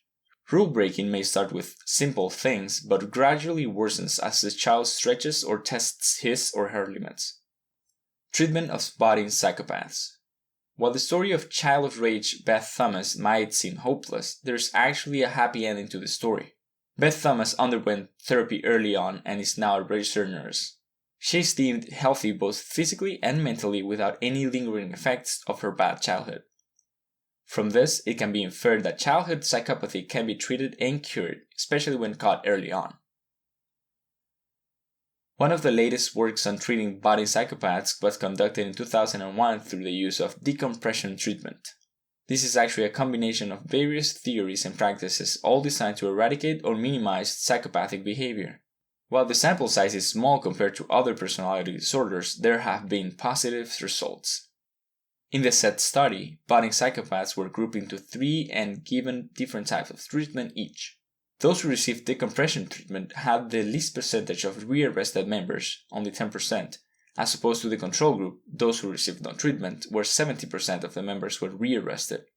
The third group, which was given group therapy, had a rearrest rate of 20%, which is twice the amount of the decompression treatment group. How long does treatment take? The main problem with therapy for budding psychopaths is the fact that it takes a long time for results to become evident. Decompression must be applied for months or even years for them to become effective, hence the present problems in their application. When applied in just a short period of time, budding psychopaths will still regress or worse, develop more violent tendencies. The fact of long-term treatment also takes its toll on the financial resources. In a study titled The Criminal Psychopaths, History, Neuroscience, Treatment and Economics, it was found that the government can save approximately $150 billion per year if they stop decompression treatment to even just half of the incarcerated psychopaths today. Chapter 8. Spotting a Psychopath. Where are they? Where are the psychopaths? When examples of psychopaths are given, one usually talks about a famous serial killer. This gives the impression that all psychopaths are serial killers and vice versa, which is not the case at all. Many psychopaths do not resort to killing, but seek a different kind of mental stimulation. In fact, it is theorized that many of the top businessmen, politicians, and army generals today are psychopaths. In the book The Mask of Sanity, written by Hervey Cleckley, the author views psychopathy as a mental illness. It was discussed that if psychopaths feel anything, it is an extremely shallow version of the emotion people typically undergo. What is more interesting in this book is the classification of criminal psychopaths as unsuccessful psychopaths. This means that there are actually successful psychopaths in society today, but these are not the criminals who are not caught. Instead, these are the psychopaths that have managed to adapt and seamlessly exist within the perceived boundaries of society. These psychopaths are successful in masking the symptoms of the personality disorder and have managed to carve a niche for themselves in medicine, business, politics, and various other industries. In fact, it is theorized that there are psychopaths today working as psychiatrists. Spotting the psychopath. The basic characteristics of a psychopath have been discussed in a previous chapter of this book. However, these basic characteristics aren't always evident, or perhaps they are hard to notice unless you are a practiced psychiatrist. The everyday person who interacts daily with a psychopath may have a hard time diagnosing the condition based on the characteristics previously given. However, there are some subtle signs that are easier to recognize for those who deal with psychopaths on a daily basis. If you see any of these, chances are you're working with one. They contradict themselves. Psychopaths are pathological liars, but this doesn't mean that they are perfect when keeping track of their lies. You will therefore find that psychopaths contradict themselves from one point to the next. During one day, a psychopath may gush about how much he or she likes animals, but later on reveal the contrary. When confronted with a contradiction, a psychopath can easily create a quick response to settle the matter and to cover his or her mistake. Hot and cold feelings. When it comes to relationships, psychopaths are fairly unpredictable. They go from hot to cold and then back again in such a rapid pace that their partners often feel confused and sometimes threatened. Due to their lack of attachments, psychopaths are also more likely to cheat on their partners and lead a promiscuous lifestyle. When caught, they rarely take the blame and often accuse someone else. Deviant sexual urges. Sexual partners of psychopaths may describe them as adventurous.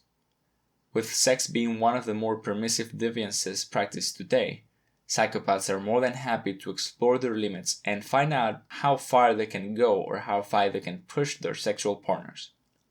Unlike others, they can be quite aggressive in fulfilling their fantasies, therefore often pushing or cajoling sexual partners into their way of thinking.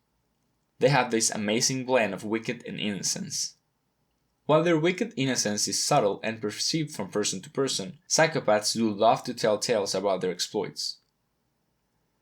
They will name drop, tell you wicked things they did in the past, the successes they've had, and various other achievements, whether they actually happened or not.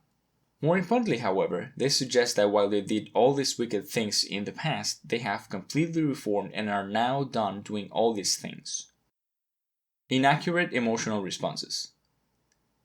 Keep in mind that psychopaths aren't very good with emotions. In fact, they rarely experience the same emotions a typical person would feel about friends, family, and the environment in general. Nevertheless, they make sure that they can fake emotional responses in order to fit in with the group. While some psychopaths have perfected this, there are others who are still having a hard time and will sometimes fail to provide the expected emotional response. As a recipient, you might notice how their emotional responses aren't always on point. This is very subtle, and in some cases you may convince yourself that you're just imagining things. I know one psychopathic woman, for example, who fooled everyone into believing that she was innocent, including the church clergy, and later sued an innocent man for rape with all her sophisticated lies, but I still remember the strange moment when she laughed her head off when a young puppy was suffering in agony. It was just funny, she said, not knowing how to explain it. These are signs. Quick emotional changes. Emotional shallowness makes it very easy for the psychopath to switch from one mindset to another. This is why you'll often find them intensely angry 1 minute and then completely calm the next. They are unpredictable, which is stuff that often gets integrated in horror movies. While some people are definitely capable of controlling themselves, the capacity of the psychopath is amazingly uncanny. Unlike the typical person, betraying flickers or micro movement of muscles aren't discernible with psychopaths. They have a poor sense of smell. This particular characteristic has been noted after numerous studies about psychopaths. They're surprisingly clean. Psychopaths can be meticulous and will have little body odor. They like to maintain control, especially when it comes to their personal hygiene. Hence, it's not surprising for psychopaths to carry around with them an extra t-shirt, cologne, perfume, or anything that will guarantee their perfect appearance. They're good with monologues. They have the ability to create running monologues while simultaneously ignoring others. Their capacity for speech is extensive, with subjects that are usually focused on themselves. During conversations, however, a psychopath may not always be as eloquent. Words like and ah may appear as they sometimes have a hard time creating the right response to an emotional plea. Inability to describe or showcase emotions. Since psychopaths rarely feel, they can have a hard time faking emotion. This is especially true for out-of-practice psychopaths just starting to get used to society. For example, when asked about what they felt when this particular person did something, a psychopath will often have a hard time explaining this emotion. Even worse, they are unable to match what they say to the proper emotional response of their face. Since they never feel the emotion, they can't replicate it seamlessly. Contempt. Contempt is the mindset wherein a psychopath sees someone as beneath them, whether in intelligence, power, beauty, or any other factor. It is often established through glances, a rolling of the eyes, a smirk, a sneer, or any other action that is derogatory upon another person. Psychopaths are often good in hiding this, but flashes of the emotions sometimes seeps through. They like extreme sports. Remember that psychopaths form very little emotional attachments and require constant stimulation to keep them entertained. It is therefore not surprising for them to seek different kinds of thrills. A psychopath can start off by using a skateboard, to learning how to ride a dirt bike, to jumping off a helicopter in order to catch that thrill. They're not easily startled. More accurately, the surprise response of the psychopath is more low-key as opposed to other people. While there are those who might hitch their breath or jump when startled, a psychopath may merely blink as a response to the surprise. This decrease in reaction is traced to problems with the amygdala. They invade your personal space. Studies show that callous people are more likely to invade another's personal space. Strictly speaking, personal space is dictated by culture more than anything else. A psychopath will often stretch the limits of culture and invade another person's space. It may be argued that this predilection is due to the psychopath's need to manipulate or take over, essentially making it necessary for him or her to dominate the other. Note that the subtle signs above are not absolute. While some signs are present in a psychopath, others are not so. The reverse also works in that just because a person meets one or two characteristics, it doesn't make him or her a psychopath. For the most part, individuals are advised to pay close attention to the characteristics of a psychopath in order to arm themselves against possible problems. However, secure diagnosis can be done only by a professional.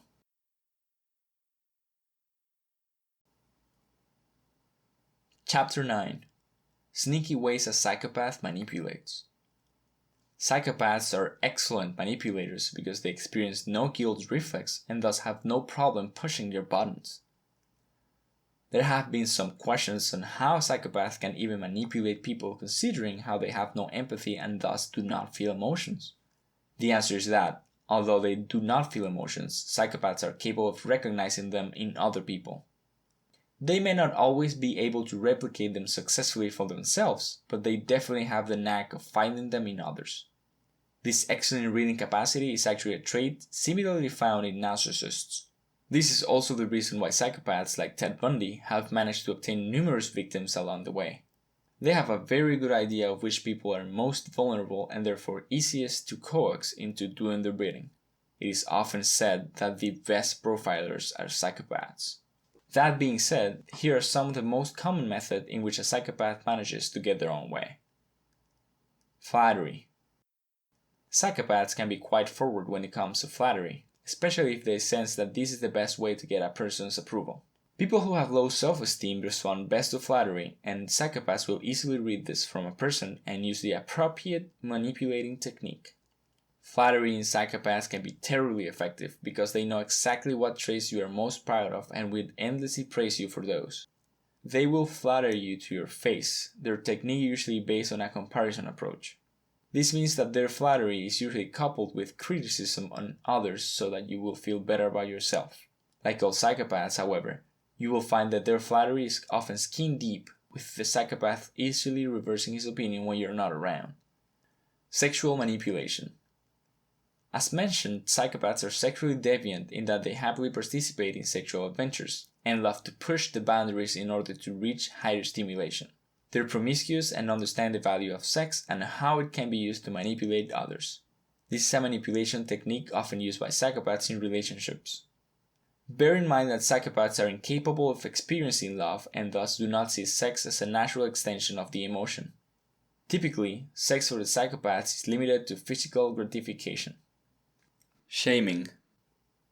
Dubbed as excellent profilers, psychopaths easily know what acts or characteristics a person finds most shameful about or which ones he is most embarrassed of. They do not think twice about reminding you of these shaming instances in order to get what they want out of life. Psychopaths may use it as an insult or use it to remind you not to cross them. Oftentimes, they may use it to discourage you from doing something that would impact them. Adding to the cleverness of a psychopath is that they are sometimes capable of twisting conversations so that it looks as if they are actually doing you a favor. Staying silent. In arguments or games of persuasion, it is often said that the first person who speaks loses. This is why psychopaths sometimes make use of silence as their weapon. This is in line with their predatory nature. You'll find that predators in the wild have no problem sitting back and patiently waiting for their prey to do something stupid. The same holds true for a psychopath. Maintaining silence builds the discomfort level, making a person squirm until they eventually give in. Killer eye, or threatening actions. The silence is often compounded by the killer eye or a threatening aura exuded by the psychopath. While they can be charming if they wish, psychopaths have the ability to look at a person with a highly threatening vibe. It may feel as though they're coaxing you with their eyes or telling you to say or do something you don't want to do. Sometimes the look is accompanied by an even more threatening stance or the threat of physical reprisal. Insulting. As mentioned, psychopaths are geniuses when it comes to finding those characteristics that you are embarrassed or insecure about. Thus, they are more than capable of insulting someone by referring to those things that will really hurt when noted. They may use this to discourage you, make you do something, scare you into something, or essentially manipulate you into feeling a certain emotion for their own good. Lying or pretending. Of course, one of the most powerful weapons in a psychopath's arsenal is their ability to lie convincingly or pretend that they are innocent. It is their incredible ability to lie without any twinge of remorse that makes them so convincing and thus dangerous. Evasion. They're also quite good with evasion. If a psychopath cannot directly lie about something, then they will happily evade a question by pointing out another topic or going on about other things that have little relation to the actual subject. Psychopaths can get away with this kind of technique as they distract you with another topic that you find more interesting. Chapter 10. How to deal with a psychopath. Knowing how a psychopath manipulates is often not enough to avoid the manipulation itself. Unfortunately, the psychopath is highly skillful at pushing a person's emotional button, making it hard for a person to act on logic alone. If you suspect that you are dealing with a psychopath, here are some tips on the proper way to proceed. Stop all communication. If it's possible, try to get out of the relationship quickly. It's often better to just remove a psychopath from your daily life so that any negativity will not drop off on you. Of course, there are instances where you cannot escape a psychopath from being tangled in your daily life. The psychopath may be a coworker, a colleague, or part of your social circle. If this is the case, you can choose to minimize contact with the psychopath. Always consider what you want. Psychopaths have a way of tangling the conversation or situation so that they can get what they want. However, your goal may or may not be in line with what the psychopath also wants to achieve. Thus, it's not recommended that you always go against a psychopath, since there are instances where you have to come and go, and this doesn't make you a bad person. Instead, when confronting a psychopath, always ask yourself these questions. What do I want? Try to figure out your own feelings about the matter, discarding what the psychopath told you. Instead, when confronting a psychopath, always ask yourself this question: what do I want? Try to figure out your own feelings about the matter, discarding what the psychopath told you and instead focusing on your personal preferences.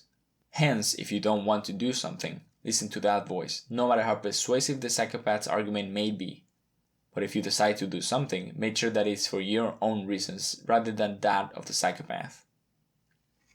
Do not feel sorry for them. The problem with a psychopath's sob story is that it's incredibly hard for you to figure out whether they're telling the truth or not. You may be empathetic the first time, but if you're starting to feel like this person is simply manipulating you, then try to keep your heart hard against their sob story. This can be a problematic hurdle, considering how you experience empathy where a psychopath does not. Their sob story can sometimes get to you, no matter how hard you try to disbelieve them. Whenever you're approaching a situation in which you're going to give in, remind yourself what this person did last time you gave him or her what he or she wanted. It also helps to remind yourself of what you really want. Do not make hasty decisions. A psychopath will coax you into a reaction by pushing your emotional buttons. It is therefore not a good idea to make decisions while being confronted by a psychopath. If they are trying to make you do something, take a step back and don't jump into any decisions yet. Instead, inform them that you want to think about it first. Use the psychopath's own weapon against him or her by opting for silence. Remember, the first person who talks usually loses, so opt for silence so that the psychopath can't push your buttons. Do not engage when they're angry. Do not engage when they are angry. Psychopaths can blow hot and cold, and for most people, the anger is enough to make them agree to anything the psychopath wants. You can handle this better by simply refusing to engage when the psychopath is obviously in the midst of anger. Tell them that you're willing to talk about the topic when they're no longer so angry, and this will instantly douse the fire. By doing this, you're turning the table on the psychopath and reminding him or her that they are no longer in control. Chapter 11. A look at known psychopaths. It is widely accepted that many notorious criminals today are either psychopaths or sociopaths. While there are some disagreements about the professional community, there's no question that some form of personality disorder exists to warrant their notoriety. Here's a glimpse of actual psychopaths, fictional psychopaths, and the psychopaths that may be lurking in your neighborhood. Real psychopaths. Most of the psychopaths in this list are criminals or serial killers, since they are the ones who portray the most obvious characteristics of the personality disorder. While some people who are not criminals are often suspected of being psychopaths, it's a little hard to confirm the theory since they likely won't undergo the testing required for a diagnosis. Harold Shipman. A doctor who watched his mother die from cancer, Shipman managed to kill his elderly patients by injecting them with heavy doses of morphine. It was noted that a large number of Shipman's patients died, but not enough evidence was available for his arrest. Eventually, he was caught after one of his patients affected a questionable change of will prior to her death, whereby all her money was left to Shipman. When questioned by the daughter of the deceased, it was found that the deceased actually died from an overdose of morphine. It was estimated that he killed more than 200 people before being caught, presumably with all of them leaving him something in their will. Shipman eventually committed suicide in 2004. Ted Bundy. Quite possibly one of the most infamous serial killers today, next only to Jack the Ripper, Theodore Bundy is the poster boy for the psychopath personality disorder. He was so charming that there were women who lobbied for his innocence throughout his trial and even after he escaped. He was a narcissist and overly confident to the point where he represented himself in court and even proposed to one of the women during the trial. His background is also in line with the causes of psychopathy to the point that he actually grew up believing his mother was his older sister. While Ted Bundy never knew his own father, he later on took on the surname of the man his mother eventually married.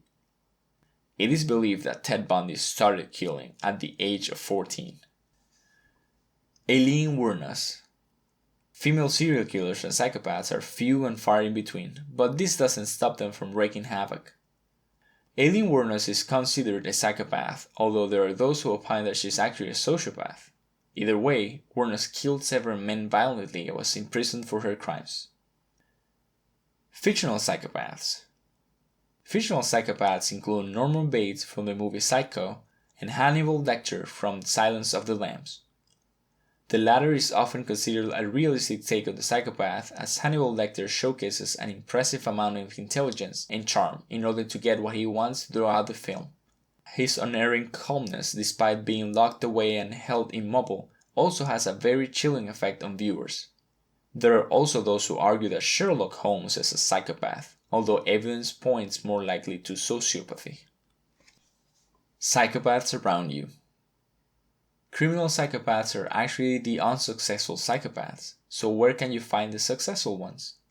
Although it's unlikely that anyone will happily admit to being a psychopath, studies show that there are certain professions that attract the psychopathic mind more strongly than others. Here are the top careers where sociopaths thrive. CEO. Large-scale companies likely have a psychopath CEO working in their midst.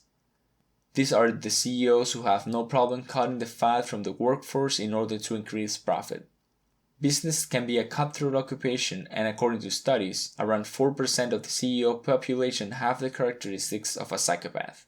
That's 4 times more than the psychopath population in the general public. Government or politics. Being a civil servant may seem like a bad choice for a psychopath, but they actually thrive in this occupation, especially in top positions. Psychopaths can be elected or appointed positions and will have the charm to hold on to this employment. They love the extent of the power they have when holding a high position in the government. Lawyers. This is perhaps the most non-surprising item on the list. Lawyers have always been seen as sharks, with their cutthroat approach on life and the seemingly lack of conscience. While the rule is not absolute, studies show that the law profession attracts a lot of psychopaths. Salesperson. By necessity, a salesperson is charming and capable of manipulating people in order to make a sale. It's therefore not surprising that this career calls out to the psychopath who wants to flex his manipulation muscle, while at the same time earning big in the process. More importantly, psychopaths are not content with small-time sales. Many of them will aspire to bigger sales with bigger commissions, like a car salesman. Surgeon. The medical field is highly attractive to a psychopath, specifically the job of a surgeon. Not really surprising considering how doctors are often seen in high regard by many people. They are viewed as people who hold life and death in their hands, something which will appeal to the psychopath. Surgeons in particular are of a different breed in the medical field. They're the ones who go in operating tables and make those crucial life and death situations, giving them immense power over people in the process. The gory blood and organs may not scare them either. Clergy. This is a somewhat alarming inclusion in the list, but an unfortunate fact. It is theorized that the position is attractive to psychopaths because it offers them power of a different nature to that of a doctor or a politician. After all, the clergy can claim direct connection with God himself. It also offers easy access to possible victims and puts the psychopath in a position of unerring trust. Also note that there are priests consistently being accused of sexual abuse. Think of the fact that clergy is not limited to the Catholic Church, as it can apply to all forms of religion. In fact, psychopaths are more likely to create their own sectors of religion or mega-churches, or something akin to a cult. One example is Jim Jones, who coaxed 918 of his followers to commit mass murder by drinking Kool-Aid laced with cyanide. Police officer.